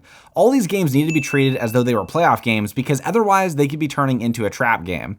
And Marcus still was not back from his suspension yet, so it was up to Randle and Zach Meadows on the sideline to lead this team for the rest of the season, most likely. Randle showed early that he was feeling good this week, whether it was scrambling or hitting his receivers KD Dorsey and DeAndre Buchanan down the field. With a minute and a half left, Randle identified that the defense was on their heels, started running no huddle, and just spread the defense out, running vertical routes, seeing man coverage. He ran down the field, got down to the 20-yard line, and guess what? Also ran no huddle again, moving the offense up the field, keeping the defense on their toes, keeping them very tired, and then looked for his number 1 receiver, DeAndre Buchanan, on the comeback route for the touchdown to take a 2-touchdown lead before the half. In the third quarter, Randle and the offense had a chance to ice it as he outran the spy defender to get near the 50-yard line. And then later in the drive, they were at the 8-yard line, and he had plenty of time in the pocket, but Randle ran outside anyways, putting pressure on the defenders to choose between him or the receivers, got into the end zone for another score, and with a 31-7 lead, found Dorsey on the slant for another touchdown to ice the game. After that game, it wasn't even necessary, but Randle continued to progress with his pocket movement and his ability to break sacks as well. As a 97 overall quarterback, being the number 1 quarterback in all of college football, he still was not in the top 5 for the Heisman Award. With only 1 game left in the season, Georgia Southern was currently projected to be the 4th seed as the conference winner of the Sun Belt. Week 12 was just a victory lap for Georgia Southern and Zaccheus, and they ended up winning the game 37-14, highlight play being a pass to Raphael Virgin that he took for about 40 yards. And the last win ensured that they would secure the Sun Belt Championship game berth. They would be going on to play against South Alabama, and in a good turn of events, after testimony by Zaccheus and corroborated information coming from the rest of the family, Uncle Marcus was cleared from tampering charges and was finally told that he could resume coaching duties at Georgia Georgia Southern, and this came just in time for the Sun Belt Championship game. The game itself could not have started worse, with Zaccheus hitting his receiver on a crossing route, and even though his receiver had inside position, it was somehow intercepted. But from that point on, Zaccheus just basically went on a tear. Marcus had missed a lot, but he watched every game and grinded tape and practiced trying to get back in the swing of things with the team between his reinstatement and the Sun Belt title game. Z was just happy to have his uncle back on the field for the conference championship, knowing that the defense was going to be prepared for their run. Zaccheus was going to use this game as a platform to showcase why he should have at least been in the top 5 for the Heisman. And while South Alabama wasn't respected as a program all that much, and they had a 7-5 record in this game, Randle was still dedicated to just putting up some ridiculous stats. He knew that this game was in the bag, and he didn't play cocky, to be clear. He just played extremely confident, knowing that his receivers were going to be consistently getting separation on almost every route. Before the half, they were running no huddle, and they just had South Alabama's defense all mixed up, putting DeAndre Buchanan at the tight end spot, and he just got wide open on a crosser for the touchdown, and it was just touchdown after touchdown for the rest of the game. Every single time the Georgia Southern offense touched the ball, it was either just Randle scrambling the ball or working his way into the red zone, scoring a touchdown, or just throwing an 80-yard bomb for a score. Even with the 42-20 lead at the beginning of the fourth quarter, that was not going to be enough. Randle rushed into the end zone for another touchdown, and they were stat padding as much as possible, 49-27 at this point. In South Alabama, I just feel bad for them. They could not keep up in this game, scoring another touchdown, getting up to 56, and then another 5-yard out for another touchdown to get it up into the 60s. Z finished with an insane 9 touchdown performance, 7 of them being for passing touchdowns and 2 for rushing, along with 180 rushing yards in this game. After the Sun Belt Championship was secured, it was time to see who Georgia Southern and Z would be playing in the college football playoffs, and they'd end up playing against Michigan in the first round, and now it was time to get ready for Zaccheus to play the best ball of his career. He couldn't go out like he did his sophomore year with Oregon. He finished the season with 42 touchdown passes to 14 picks, his best TD to interception ratio of his career, along with almost 900 rushing yards. Buchanan leading the team in receiving yards with 1,300, 13 touchdowns, and Dorsey with his own 16 touchdown season. Despite having one of the most prolific seasons at quarterback and also leading a Georgia Southern team that was unranked to the college football playoffs, all he did was win first team all Sun Belt, finishing 5th for best quarterback, 4th for senior quarterback, and then he didn't have a single one of his receivers in the top 10 for best receiver. It was time for the CFP, and Randle, one of the most elite quarterbacks in the league, continued to develop as a player in between the regular season and going into the college football playoffs in their first round against Michigan. And one of the bigger challenges with the first round is that the higher ranked team is going to be the host for the game. So playing in Michigan was going to be a huge test for this Georgia Southern team, one of the largest stadiums in all of college football. Now, you know that Randle's last appearance in the playoffs was his sophomore season with Oregon, when they were the top dogs who got a bye and lost to Ohio State in their first game. Not only had Zaccheus failed to progress past the first round, but Marcus Jordan and Zach Meadows had never even taken their teams to the playoffs. The closest any of them got to winning a title was when Zach Meadows played against Georgia and lost in the SEC championship game in his sophomore season. Jordan had never made a conference title game and obviously didn't go on to play in the NFL, so in a way, Zaccheus was playing for all of them as well as for the family legacy, and it was a bit strange considering he didn't share the same last name as all of them, but that wasn't what was important. Zaccheus made a point of controlling the ball on offense and limiting turnovers as much as possible by mostly playing within the offense. They got down to the 1-yard line and gave Meadows the ball, who got stuffed, but on 4th down, Georgia Southern ran a fake field goal for a touchdown. Fast forward to the beginning of the second quarter, and Michigan had it tied, but Z and the offense had the ball, and on 3rd and 11, somehow Michigan didn't expect a screen and sent 5 rushers. The biggest asset to the offense in this game turned out to be Randle's running when plays broke down. A pocket quarterback would need a lot more structure around him to pull off an upset like Georgia Southern was primed to do. Z and the Eagles wanted to run clock, but they also needed to take what they could get. They kept the defense on their toes with some read options, forcing the defense to make a decision and open up the middle of the field a little bit. Meadows' run on 2nd and 5 got them the first down, and on 2nd and goal, Randle hit his receiver over the middle on the slant and got down to the 1-yard line. Then later on 3rd and goal, Meadows capped off the drive with a touchdown to take a 14-7 lead. The Eagles and Randle really needed to maintain their momentum and the lead because the crowd noise was just insane in this game. It's partially why Zaccheus wasn't doing audibles, because his receivers could not hear him. So the offense needed to go out onto the field after the huddle, knowing what the play was going to be ahead of time, and no adjustments could be really made. After a big first down pickup, Z and the offense were in the red zone and threatening to take a 2-touchdown lead, but ultimately Michigan's defense did get the stop, forcing them for a field goal, which they ended up missing, which was a huge backbreaker considering all the effort they put into getting into the position for a scoring drive before the half. After failing to put up any points in the 3rd quarter, Michigan had ended up tying the game. Zaccheus was letting Meadows get some carries to wind down the clock a little bit before delivering a pinpoint dot to his receiver Virgin at the Michigan 35. This Michigan defense did stand up though and forced the Eagles into a 3rd down, and with everyone covered, Randle checked it down to his back, and the Wolverines got the stop, but this time at least the kicker made the chip shot field goal. Thanks to Marcus' elite defense, Zaccheus got the ball back with 2.5 minutes left, still with the lead. The play calling was perfect on this drive. A combination of RPOs and read options kept the defense off balance, but on 1st and 10, Randle tried spinning back around the DB, but got hit and fumbled the ball, and somehow with 2 defenders on him, he was still able to get the ball back. With a tight game like this, where points come at a premium, this might have cost them the game. Z and the offense were in a tough spot on 2nd and 11, but after having run 3 straight runs and looking like they committed to burning clock, Randle delivered a dime up the middle to his tight end off of an audible. The crowd had gotten much quieter this late in the game. The Wolverines did eventually force a 4th down, and the offense kicked a field goal, knowing that Michigan would need a touchdown to win, which of course was a concern, but the Eagles D was the MVP of the game, and Georgia Southern squeaked out the biggest win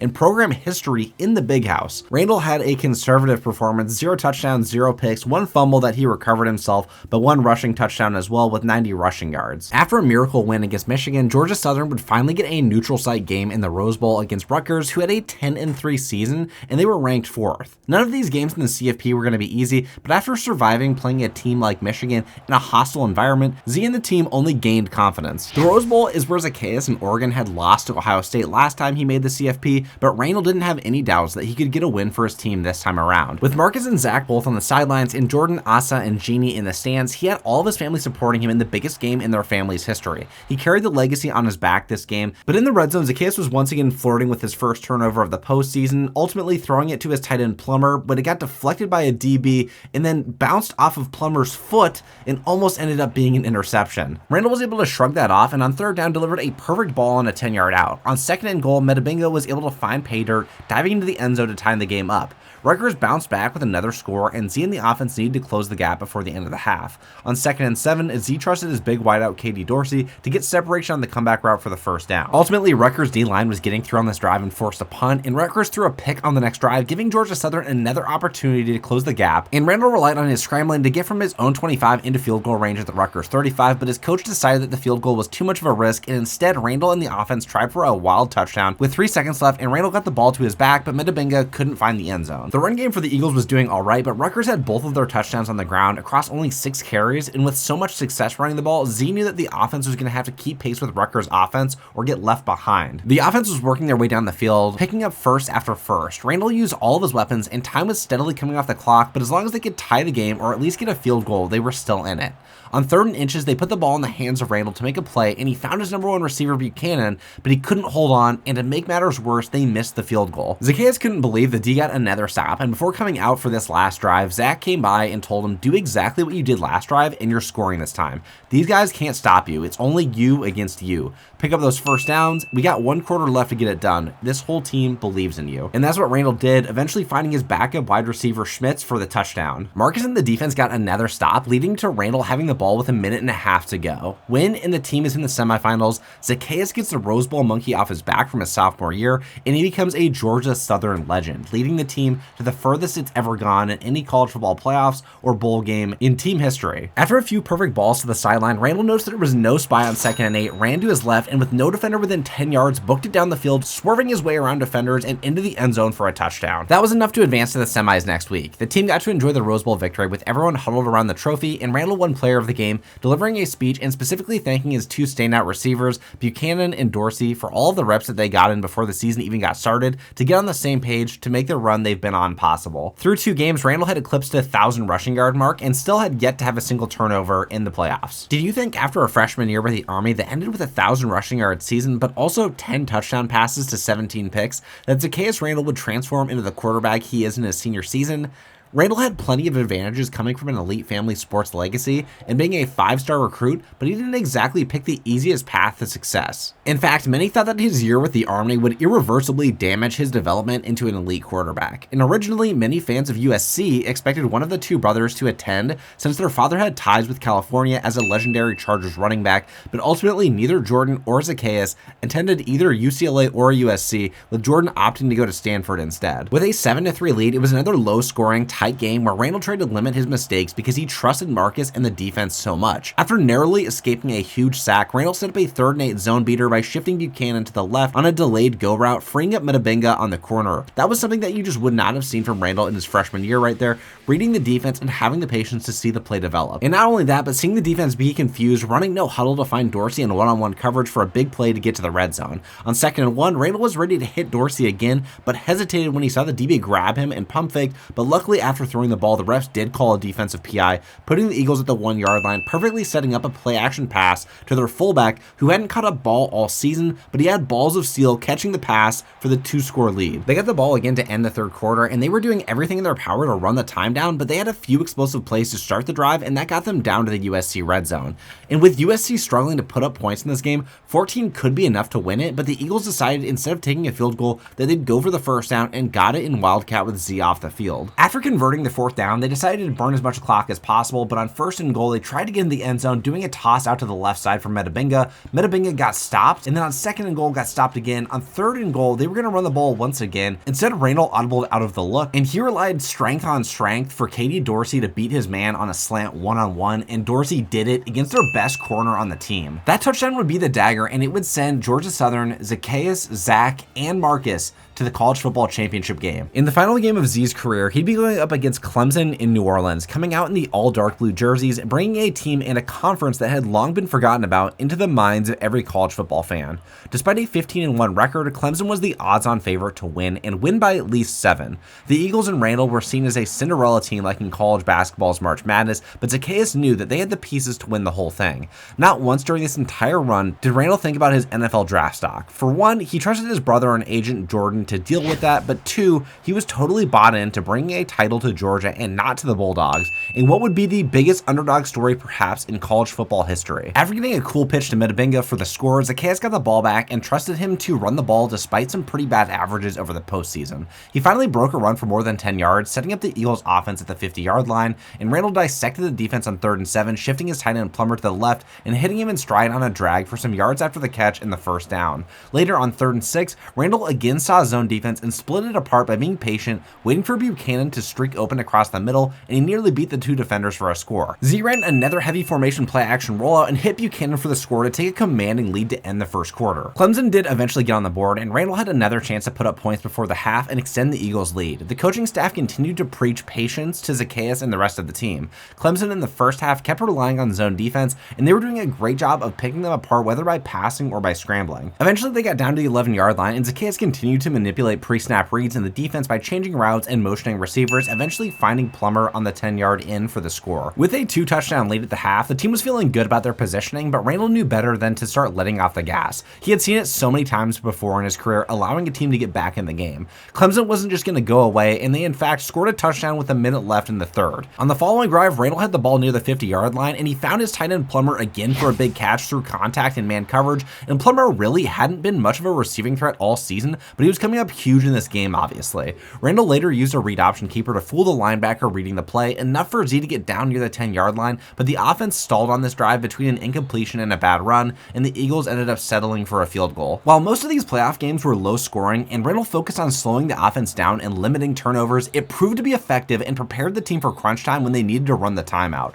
Randle's streak of no turnovers was continuing, and he finally felt redemption for his multi-turnover debut performance against Ohio State his sophomore season. The Eagles had finally done it. They did something that everyone thought was unthinkable. A mid-major college from a small conference had won the national championship game. Zaccheus got to bask in it on the field with all of his teammates and his family, who were either supporting him on the field or off the field one way or another. Randle finished the game with basically a perfect performance, throwing 18 for 24 for about 200 passing yards, 3 touchdowns, no picks, and 60 rushing yards. He also finished the season with 49 touchdown passes to only 14 interceptions, along with 1,200 rushing yards and 16 rushing TDs. Buchanan and Dorsey also finished with incredible double-digit touchdown seasons. And historically, across all the road to glories I've done so far, there have only been 2 players before Randle to achieve at least 1 championship.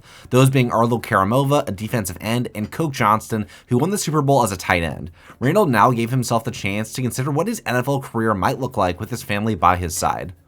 Jordan and Zaccheus made the decision to participate in the NFL Combine to elevate Randle's draft position. He was projected to go in the second round, but through Jordan's guidance as his agent, they felt that Z could make it to the first round and hopefully go to a great franchise. First was the 40-yard dash, which he led the quarterback class in, getting a 4.42, but he was still a little bit disappointed in himself that he didn't get into the 4.3s. But it was time to move on, and the next thing was the bench press. And the bench press, Randle actually expected to do fairly well on, but it became pretty clear that he was not going to be finishing within the top 5. He was struggling a little bit at 5 reps, but he got all the way up to just barely 14 repetitions, didn't get up to 15, which ended up placing him 7th amongst quarterbacks, which is okay, but not the best, considering he was being positioned as an elite level athlete. Strength is not something that's huge for quarterbacks, though, so it's something that could be kind of thrown away. The next thing was broad jump, and Zaccheus did finish second over broad jump. And then for agility drills, Zaccheus killed the agility drills and ended up finishing first with a 4.18 for cone drills, and Michael Pratt finished second with Tulane. The final assessment was the throwing drills, and he initially struggled early with making some easy completions over the middle on slants, but he did finish out strong with some 15-yard ins, and that was enough for him to still be positioned with a B grade for the passing drills and A's for everything else. So he was looking like he was going to move up the boards. Even though he struggled in some key categories, he did excel in a lot of other things, and a lot of teams liked his potential. And ultimately, the New York Jets ended up drafting Zaccheus Randle in the first round with the 11th overall pick. And Randle had a bunch of mixed emotions about going to the Jets because this was not the ideal franchise he would have liked to have gone to. Marcus and Jordan reassured Z that he was getting drafted into a great situation with the ability to learn under Aaron Rodgers, but in classic Jets fashion, they moved on from Rodgers by cutting him and rebuilt their roster around the future, leaving Randle still with some very talented weapons, but a struggling offensive line. In the preseason, it was time for Randle to prove his value, playing against the Washington Commanders and the very hyped quarterback Jaden Daniels, another superstar who got drafted in the first round. And from the very beginning of the game, it became clear that the offensive line was going to struggle all season to protect Randle, and he was going to have to use his escapability to extend plays. Randle and the offense failed to put any points on the board in the first quarter before Randle got pulled and the backups came in. And then after the game, there was a post-game press conference where the press got an opportunity to ask some questions of Randle, first asking him what it was like to play for the first time with the Jets roster, and then talking about what his strengths were with the team. And obviously his strength comes down to his ability to extend plays by running the football, but he is also a solid passer despite his lackluster performance in the combine. In Randle's very first game, he played in California, home to his brother and father, against the San Francisco 49ers. The Niners were just coming off of a loss in the Super Bowl and wanted to continue the mission to try to capture a title, while this Jets roster just came off of a disappointing season with Aaron Rodgers tearing his Achilles in the first game and eventually moving on from Zach Wilson. Z's first pass of his career went for 40 yards starting from the 2-yard line, and then following that up, he threw a 5-yard into Mike Williams for the first down pickup to get past the 50-yard line. Randle noticed man coverage and a couple rub routes that put Fred Warner behind their backup tight end Ruckert, who got another first down. And on the next set of downs, the Niners were all over the read option, forcing a third down when they let Zaccheus cook on some route adjustments, but he misread the defense a little bit and forced a pass to Garrett Wilson that got knocked down, and they ended up settling for a field goal. One thing Randle wanted to avoid was becoming the next Zach Wilson, so he knew that turnovers would get him sent to the bench before anything else, so he took some sacks on the following drives, and the drives ended up stalling, putting Randle and the Jets down 3-7 right before the 2-minute warning. Up to this point, Randle hadn't scrambled even once, and he even tried to wait for a receiver to come open, but eventually took off following his blocking for a 30-yard pickup, but they got down to the 7-yard line with 20 seconds remaining, and on a curl route, he found his receiver for the touchdown to take a 10-7 lead at the half. Randle had already shown some flashes of brilliance in this game, but that touchdown drive before the end of the first half was indicative of what would happen in the fourth quarter here. With 30 seconds remaining, the Jets were down by 4 points. Randle ended up smartly sliding down for the first down pickup and then had honestly terrible clock management on the last play of the game, running the clock all the way down with 2 timeouts remaining, but with 4 seconds left, he snapped the ball and found Mike Williams coming open on the slant with Breece Hall that he motioned out to the inside slot position. That gave enough space for Mike Williams to get open for the game-clinching touchdown pass. After the game, Zaccheus got a lot of praise at the next press conference during practice and mentioned extending plays as being a key reason for why he had success. He also said he was going to work hard and continue to learn from the vets on the team. In typical Jets fashion, fans were really excited after their Week 1 win and expected a Super Bowl in Z's rookie season, but the season played out a little differently, with Randle and the Jets failing to make the playoffs and Randle regressing a little as a passer with 21 touchdowns to 16 picks. In the draft, the Jets beefed up their offense even more, drafting a wide receiver named Lamont Jenkins and another running back named Shaq Davidson. In Week 7 of Z's sophomore season, the Jets had an even record and Randle continued to struggle with turnovers. He had 9 touchdown passes with 8 picks in 6 games. Luckily, Randle's family was supportive of him, with Zach reminding Zaccheus that he didn't even start his first few years in the league before becoming an all-pro with the Chargers eventually.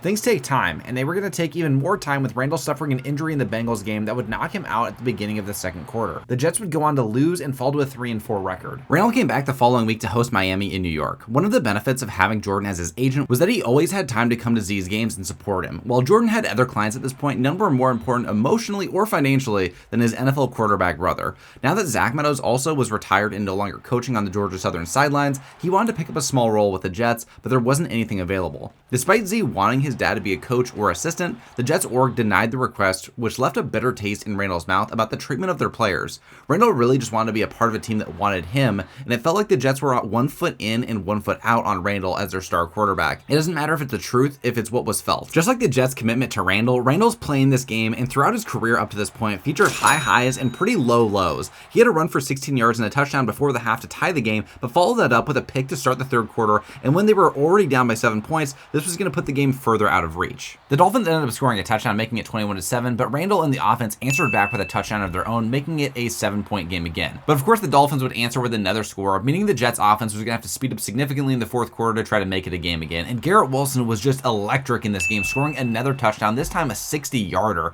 but it would not be enough as the Dolphins would walk out with a 28-21 victory. And Tua had a 3-touchdown, 0-interception performance, while Randle had 2 TDs to the 1 interception. Again, Randle continued to progress on the field and had a much better performance in his sophomore season with 32 touchdowns to 16 interceptions, but the Jets continued to miss the playoffs. The offensive passing yard distribution was pretty good amongst his 3-star receivers, and then in the offseason, Robert Saleh proposed working on his throw power, but Randle just completely rebuffed it and said he didn't really understand why he needed to work on throw power and said he would let him know how much progress he made, which just further increased the tension between the two. In the draft, the Patriots had the number 1 pick and selected a corner named Linton, and then the Jets selected Aaron Hearns with the 12th overall pick, an outside linebacker speed rusher. And the theme in this draft for the Jets was defense. They only selected 2 offensive players, both of which being offensive linemen. After an up and down second year in the league, there was mounting pressure for Zaccheus to emerge as a top 10 quarterback in the league in the midst of a watered down NFL with several of the elite quarterbacks starting to get on in age. Randle started the first drive of the season with a bang, converting a 3rd and 4 for huge yardage to his second year standout wide receiver, Lamont Jenkins, who was starting to take catches away from Garrett Wilson. Randle capped the drive off with a touchdown before coming back in the second quarter with great awareness of the defensive coverage, noticing that nobody was tracking him in the pocket, which allowed him to run for another score. That awareness he showed in the pocket was nowhere to be seen when he got hammered by a defensive tackle and fumbled the ball, which the Bears took for the tying touchdown. Randle also had a concerning interception this game, but he created a magical sequence of plays like in the first game of his career against the Niners by marching the Jets offense down the field with time expiring and throwing a touchdown pass eventually to Tyler Conklin. That would be enough to get the Jets the win, and Zaccheus at least outplayed Caleb Williams in this matchup, scoring 2 touchdown passes, 1 interception, while Caleb Williams had 1 touchdown to 2 interceptions. That's aside from the 1 fumble that Zaccheus Randle had that was returned for a touchdown as well. And Z had another solid season with 31 touchdown passes to 14 picks. Now, this was a huge development for the Jets, though, that they actually finally made a wild card matchup against the Jacksonville Jaguars. The Jets lost the division to the Bills, so they wouldn't be hosting the game despite their best record yet with Randle at 12-5. The Jags started the game off with a score, but Randle and Breece Hall were starting to work their way down the field to attempt to answer that. Since the game was down in Florida, Uncle Marcus had time to come to the game after his Georgia Southern team won their bowl game. 3 years later, and Marcus had become the head coach of the program with a big raise through Jordan's negotiating. But the game took a massive turn when Frankie Louvu hit Zaccheus Randle as he was diving into the end zone from the 1-yard line, forcing a fumble and giving the ball back to the Jaguars, who scored another touchdown to take a 14-0 lead. Somehow, with under a minute remaining, they just got all the way down to the 10-yard line before running a halfback screen, getting Shaq Davidson open for the touchdown to only be down by 7 before the end of the half. Even though the Jaguars scored a field goal to start the second half, Z showed his ability to stand in the pocket and deliver a dime as he was getting hit. Garrett Wilson got open on a deep post route to make it a 3-point game again. Even a wildcard win would be massive for this franchise. Time was running short and the Jets needed to score a touchdown to force OT. On 3rd and 16, Randle escaped to his right and tried to link up with Lamont Jenkins in the end zone to send it to overtime, but Jenkins took too long to fight for positioning and he got picked off. sending this sad franchise home in the wildcard game against the only team that would be extremely embarrassing to lose to. And ultimately, there was a lot of criticism of Randle, who had 2 touchdowns to 2 picks, while Trevor Lawrence had 2 TDs and no interceptions. Garrett Wilson had 2 catches for 100 yards and overall had a solid game, and the running game was lackluster in general as well. In week 8 of year 4, the Jets were off to another good start, going 5-2 up to this point. Randle still had not been re-signed or extended for his 5th-year contract, meaning that his future with the team was up in the air. Now, in 3rd and 4 with 2.5 minutes remaining, the Jets had an opportunity to extend their lead or kick a field goal, and ultimately on 4th down, they kicked a field goal, missed it, and the Patriots came down and won the game off of a field goal. Breece Hall even had a massive performance, 8 catches for 160 yards, Garrett Wilson with 6 catches for 114 yards, and it wasn't enough to get a win. Through 13 weeks, Randle was having the best season of his career with 30 touchdowns to 10 interceptions, and the running game was all around pretty solid as well, with Breece Hall averaging about 4.5 yards per carry and Lamont Jenkins leading the team in receiving yards. But the big test would be their week 14 matchup in New York against the Kansas City Chiefs and Patrick Mahomes. If you don't know how 5th-year options work on rookie deals, the option has to be accepted by the team of the 1st-round pick at the end of the 3rd year of the contract. So since the Jets didn't pick up Randle's option, he was going to become a free agent at the end of the season unless the Jets franchise tagged him, which was highly unlikely at this point.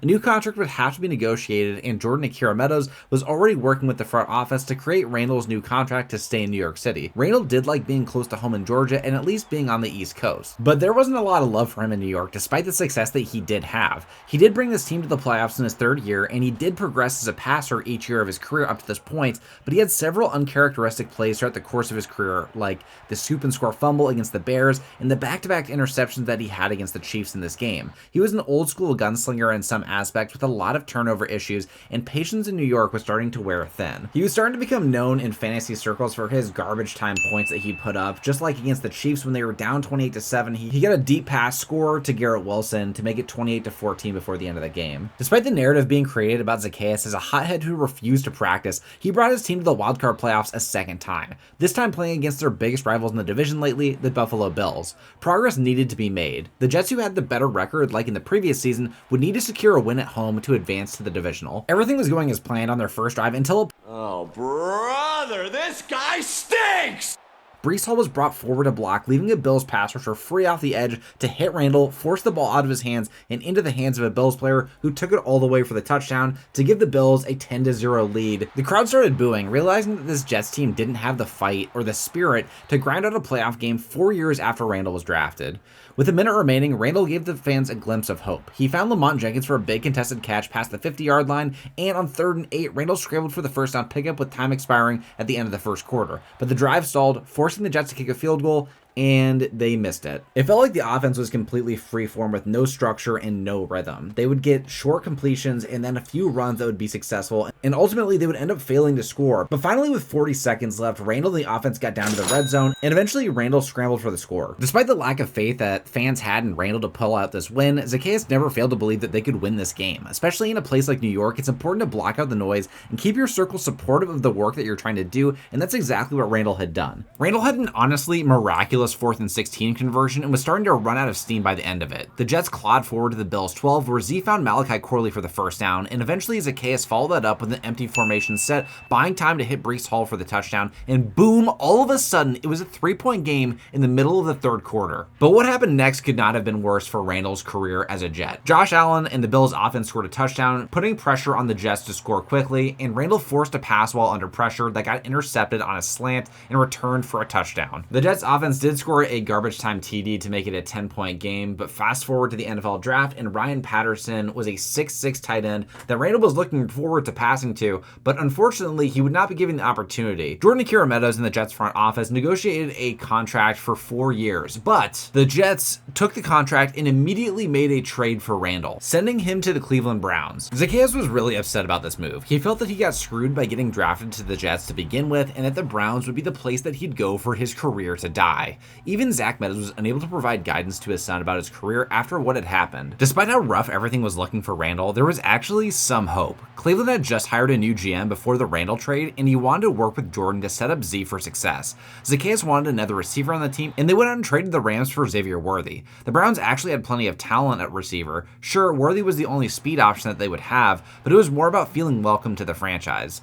Z had almost forgotten what it felt like to have a franchise believe in you to be their quarterback. But what is scarier? failure, having to replace one of the greatest quarterbacks of all time like Tom Brady or Patrick Mahomes, or having to join a franchise like the Browns or the Bears who've run through more quarterbacks than Mary Kate runs through dads. If you know, you know. Randle did have the worst performance of his entire career in week 2 against the Giants, but he would bounce back to have a very good season with 37 touchdown passes to 17 interceptions. Still a large amount of interceptions that needed to be trimmed down, but there was a lot of progress being made. The Browns ended up missing the playoffs with a 7-10 record and had the worst rushing offense in the NFL, but they had one of the best passing attacks too. Moving forward, after trading for Randle and Xavier Worthy, the Browns were left with 4 picks and ended up drafting their future starting tight end in Timmy Andrews, a quarterback to back up Z, and 2 corners. In year 6 for Zaccheus Randle, everything changed. The Browns made a big acquisition at receiver. They picked up a 6'3" route running receiver named Jamal Beckham, and in addition to the receiving talent, they added some new offensive linemen to hopefully bolster the running game that really struggled the previous season. This wasn't the only change. It was also Zaccheus.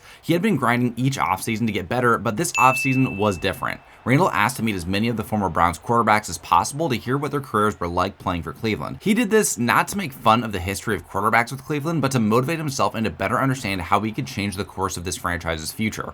He needed to understand the mistakes that were made that led to losing seasons, failed careers, and etc., so he could avoid them. He needed to become the leader of the locker room quickly. He studied more film this offseason than ever before, especially his own film. He self-scouted and found out what his weaknesses were, what his tells were to the defense that let them know what play was coming.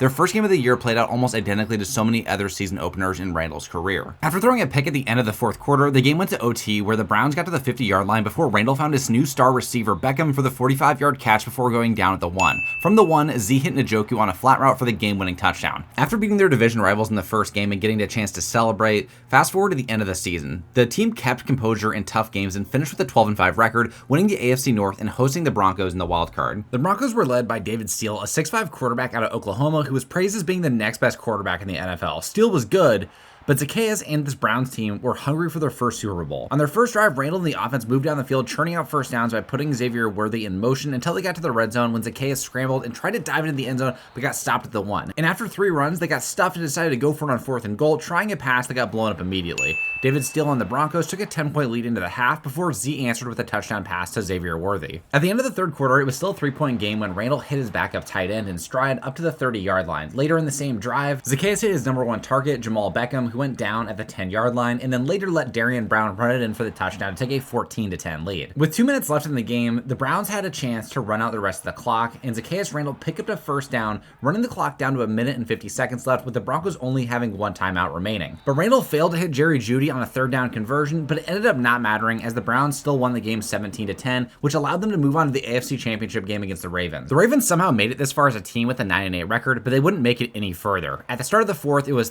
28-10 before Z found his running back Darian Brown for the score, followed up by a Ravens turnover and then a read option keeper by Zaccheus that extended the lead to over 30 points. The Browns were headed to the Super Bowl for the first time ever, and Lamar couldn't believe it, but Zaccheus had taken over the throne as the best quarterback in the AFC North.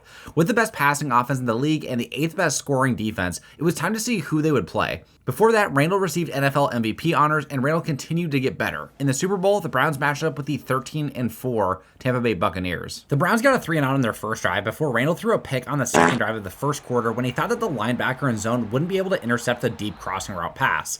After that point, the Browns played catch-up the rest of the first half. Randle got his dynamic speed threat in Worthy, a perfect ball to the outside that let him pull away from the defense to give some life to this offense finally at the beginning of the second quarter. But the Bucs answered with another touchdown. With a minute left in the half, the Bucs pass rush ran through the Browns offensive line and hammered Randle, who threw the ball away and got an intentional grounding penalty. With good field positioning, the Bucs scored again, making it 24-7 in the third quarter. On 2nd and 10, everything was blanketed in man coverage, so Randle used his speed to escape the pocket and run down the field. Once he got past the 50, he put a move on the new safety of the Bucs, Budda Baker. On 1st and 10, Z hit his wideout Beckham up high for the touchdown pass to make it 24-14. But just like the rest of this game, when the Browns would score, the Bucs would always answer, and so they got another touchdown to make it 31-14. And so Randle and the offense would have to answer very quickly, and that's exactly what they did. Beckham again getting an out route, which had been so successful for this Browns offense. But just like that, the The Buccaneers scored another touchdown, making it 38-21, and putting this one almost out of reach because it was a 17-point game. But at the beginning of the fourth quarter, once again, an insane pass was made by Randle to Timmy Andrews, who broke a tackle, took it all the way for the touchdown, and you'd think it would be a game, but unfortunately, no. The Bucs scored another touchdown. This Cleveland Browns defense could not get a single stop. Where was Myles Garrett? I have no idea. I mean, Jamal Beckham just absolutely deserved to win a Super Bowl. He was playing lights out along with Timmy Andrews, and then Zaccheus Randle eventually ran and scrambled in for a touchdown, making it 45-35. But the Buccaneers would not give up possession, and they would walk out with a Super Bowl win, 45-35. And the confetti fell down, and Randle, all he could do was watch as the Buccaneers celebrated their Super Bowl win. Randle finished with 4 touchdown passes on only 11 completions, but with 1 interception, and that interception and that stalled drive at the beginning of the game is ultimately what cost the Browns, as they were not able to come back and ever take the lead after the first quarter. And what really stood out in this game was the fact that the Browns running back never touched the ball.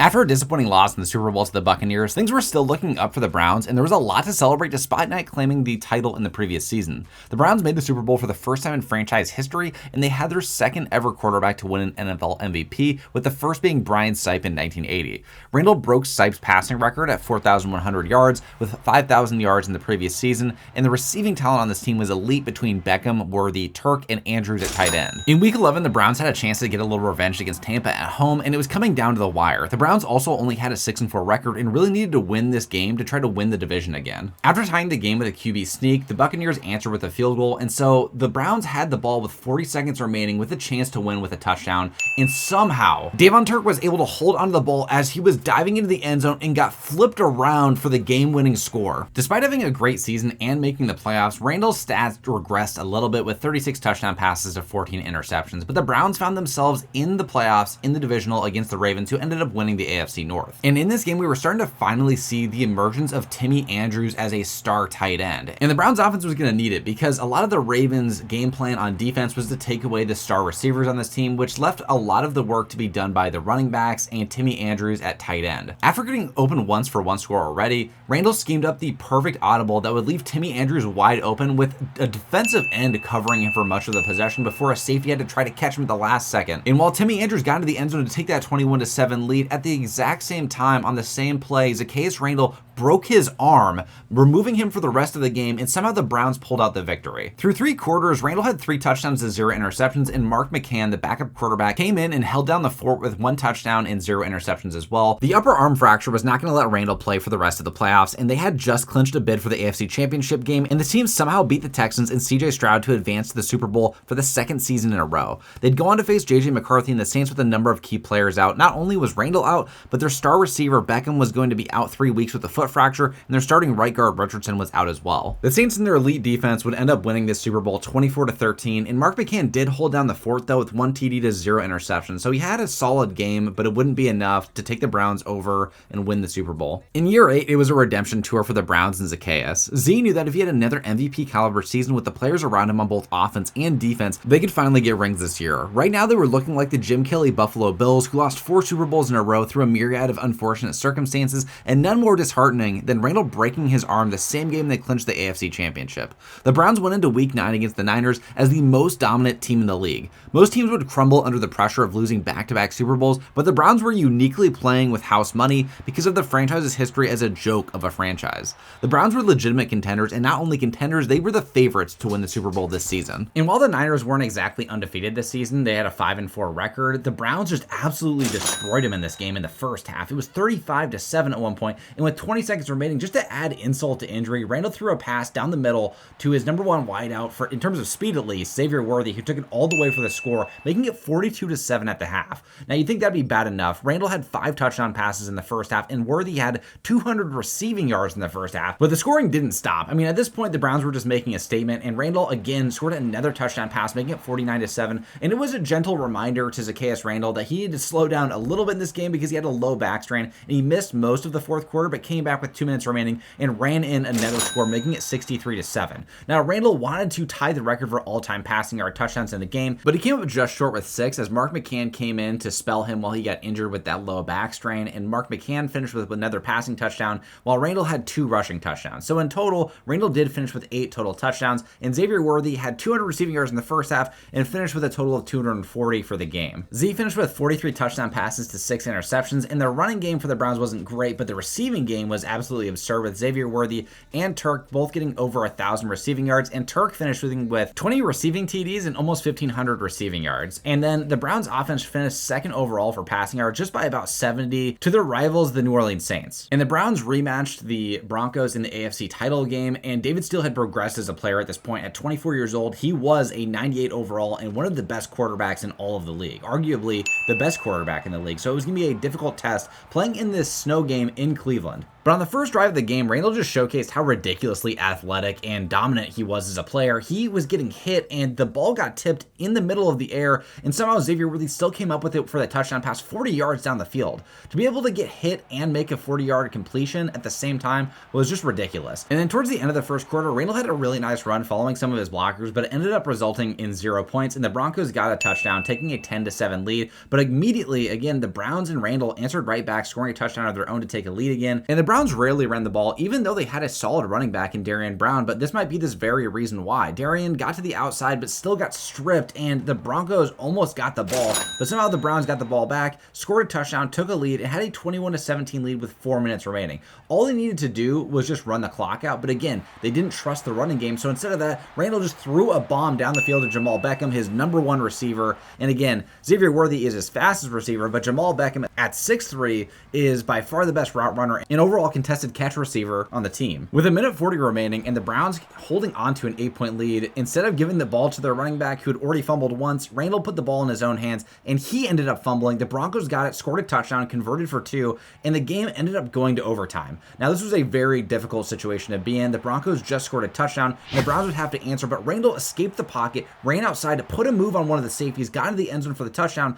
and then the Broncos didn't score. If the Broncos would have scored a field goal at this point, it would have been the game. But instead, Randle stood in the pocket, took a hit, threw a 15-yard comeback to his number 1 receiver, Beckham, and they got a walk-off field goal to, again, go to the Super Bowl for the 3rd time in 3 years. And if you're a Broncos fan, you could not blame David Steele. He had a near-perfect performance, but Randle just slightly outplayed him, and the whole team overall on offense played super well. And Randle, again, got a number of upgrades before this ultimate Super Bowl, and guess what? It was going to be a rematch of last year's Super Bowl. The one key difference, Randle was actually healthy, and his arms were not broken. So Randle would be playing in this game against J.J. McCarthy and the Saints, and immediately started the game with a statement by finding his slot receiver Davon Turk for the seam route touchdown pass down the middle. And the Browns and Randle really just wanted to come out here and just hit the Saints in the mouth, and that's what they started out with, that first touchdown pass, and then they got the stop on the Saints, getting the ball back with a 7-0 lead. And again, Randle found his receiver Beckham on the outside on an out route to the 15-yard line, and then Beckham again down at the 1-yard line, almost gets into the end zone,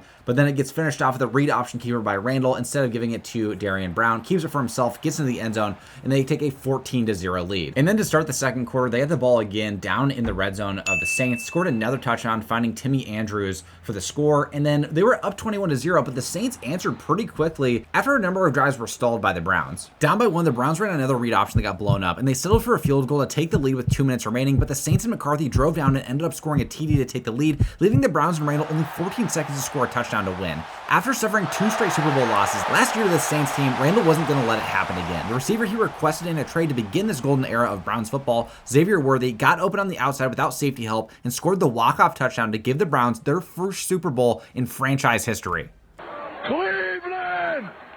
This is for you! Zaccheus celebrated with all of his family at the game in the greatest moment of his career, only rivaled by winning a title with Marcus at Georgia Southern. Even LeBron came out to support this Browns team in Dallas at the Super Bowl. Both Randle and McCarthy finished with near perfect passer ratings and perfect performances, and the Browns finished with 8 carries for 6 yards on the ground, and the only reason they won this game was because of their elite passing offense. The greatest moment of Randle's NFL career was short-lived before he got the news that his dad, Zach Meadows, had a heart attack a week after the Browns won the Super Bowl. The family had already dealt with Randle's grandpa passing from heart issues and Jordan having an enlarged heart, which ended his NFL career. Randle flew to California to help his dad recover from surgery, and luckily, Zach made a full recovery. Zaccheus had a weird mix of emotions, both being excited about bringing the first title ever to Cleveland, but also worrying about his family's health. It didn't distract Randle from winning another NFL MVP award, but they ended up losing the wildcard round to the Texans 35-14. So there would be no continuation of the streak of making Super Bowls or winning potentially back-to-back titles, but going into his year 10 season, Randle continued to maintain the focus of trying to bring another championship to Cleveland, and Randle ultimately finished second for MVP, with JJ McCarthy getting the MVP honors. On top of that, now Zaccheus Randle and Jamal Beckham held multiple records over the course of individual games, seasons, and their careers as Cleveland Brown players. Randle now led the Browns franchise in passing yards and passing TDs, while Myles Garrett led the team in all-time sacks. In year 10, Randle had one of his best passing seasons ever again, and the team had moved on and beaten the Broncos in the AFC Championship game to progress to the Super Bowl, where they'd be playing the Arizona Cardinals, who were quarterbacked by Patrick Mahomes. Both teams came into this game with 12-5 records, but it was a little sad for Zaccheus that his brother and father couldn't make the game since Zach was still recovering back in California and wasn't allowed to take flights at this time. Still, Marcus Meadows and Zaccheus' mom came to the game along with all of Z's friends from back in Georgia, since the Super Bowl this year was held in Miami. Now, getting into the game, while the first drive stalled for the Browns, Randle followed it up with an absolutely perfect missile down the middle to Timmy Andrews for the touchdown pass to take a 7-3 lead. And Randle was starting to feel more confident in this game, and he was starting to hit Jamal Beckham underneath on some drag routes and slant routes, but then eventually found Jamal Beckham for a 5-yard out, and he did the rest of the work, taking it for the touchdown to take a 14-3 lead. And eventually Patrick Mahomes and the Cardinals offense answered with a touchdown of their own to make it a 4-point game again. But before the end of the first half, Randle and the offense were moving down the field, and Randle was making some absolutely pinpoint passes on out routes. And he was just looking so poised in the pocket under pressure when he found Darian Brown on a halfback angle route for another touchdown to take a 21-10 lead. Now, at the beginning of the third quarter, the Browns got the ball, and during the half, Randle and the Browns offensive coordinator schemed up the perfect pass play to get Xavier Worthy open down the field, and he caught it under pressure at the 10-yard line. And while Worthy got this drive started, Jamal Beckham finished it on play action, finding himself open in man coverage as he rolled out to the corner of the end zone, holding onto the pass for the touchdown to take a 28-10 lead. And I don't know what it was, but Patrick Mahomes and the Cardinals offense could not answer again, and again, Randle exploited this zone defense the Cardinals were playing and found Timmy Andrews over the middle in the seam wide open for another touchdown pass, taking a 35-10 lead. And eventually the Cardinals scored a touchdown, but it was too little too late as Timmy Andrews held on for another touchdown pass, making it a 42-7 Super Bowl victory in season number 10 for Zaccheus Randle. Now, Zaccheus had accomplished so much in these 6 short years with the Browns, going to 4 Super Bowls and winning the first 2 in franchise history. Randle had achieved everything that he had ever set out to as a professional athlete, and so because of his father's declining health, he decided to put football in the rearview mirror and retired at the age of 32 from the NFL. This came as a shock to the whole family, as they expected him to continue playing the game for a while longer, but when Randle was in his 3rd year with the Jets, he thought that his career was already coming to an end. These last 6 years were more than anything that he had ever dreamed of. He would go on to make the Hall of Fame and left the game with 2 Super Bowls and the all-time passing yards and touchdowns records for the Browns. But he wasn't totally done with the game of football. He had created a great relationship with the GM of the Cleveland Browns, along with Jordan Akira Meadows, his brother, and decided to move on to the front office of the Browns. Thank you guys so much for watching this series. This isn't the last of Zaccheus or the Meadows family, but it's the end of their playing careers.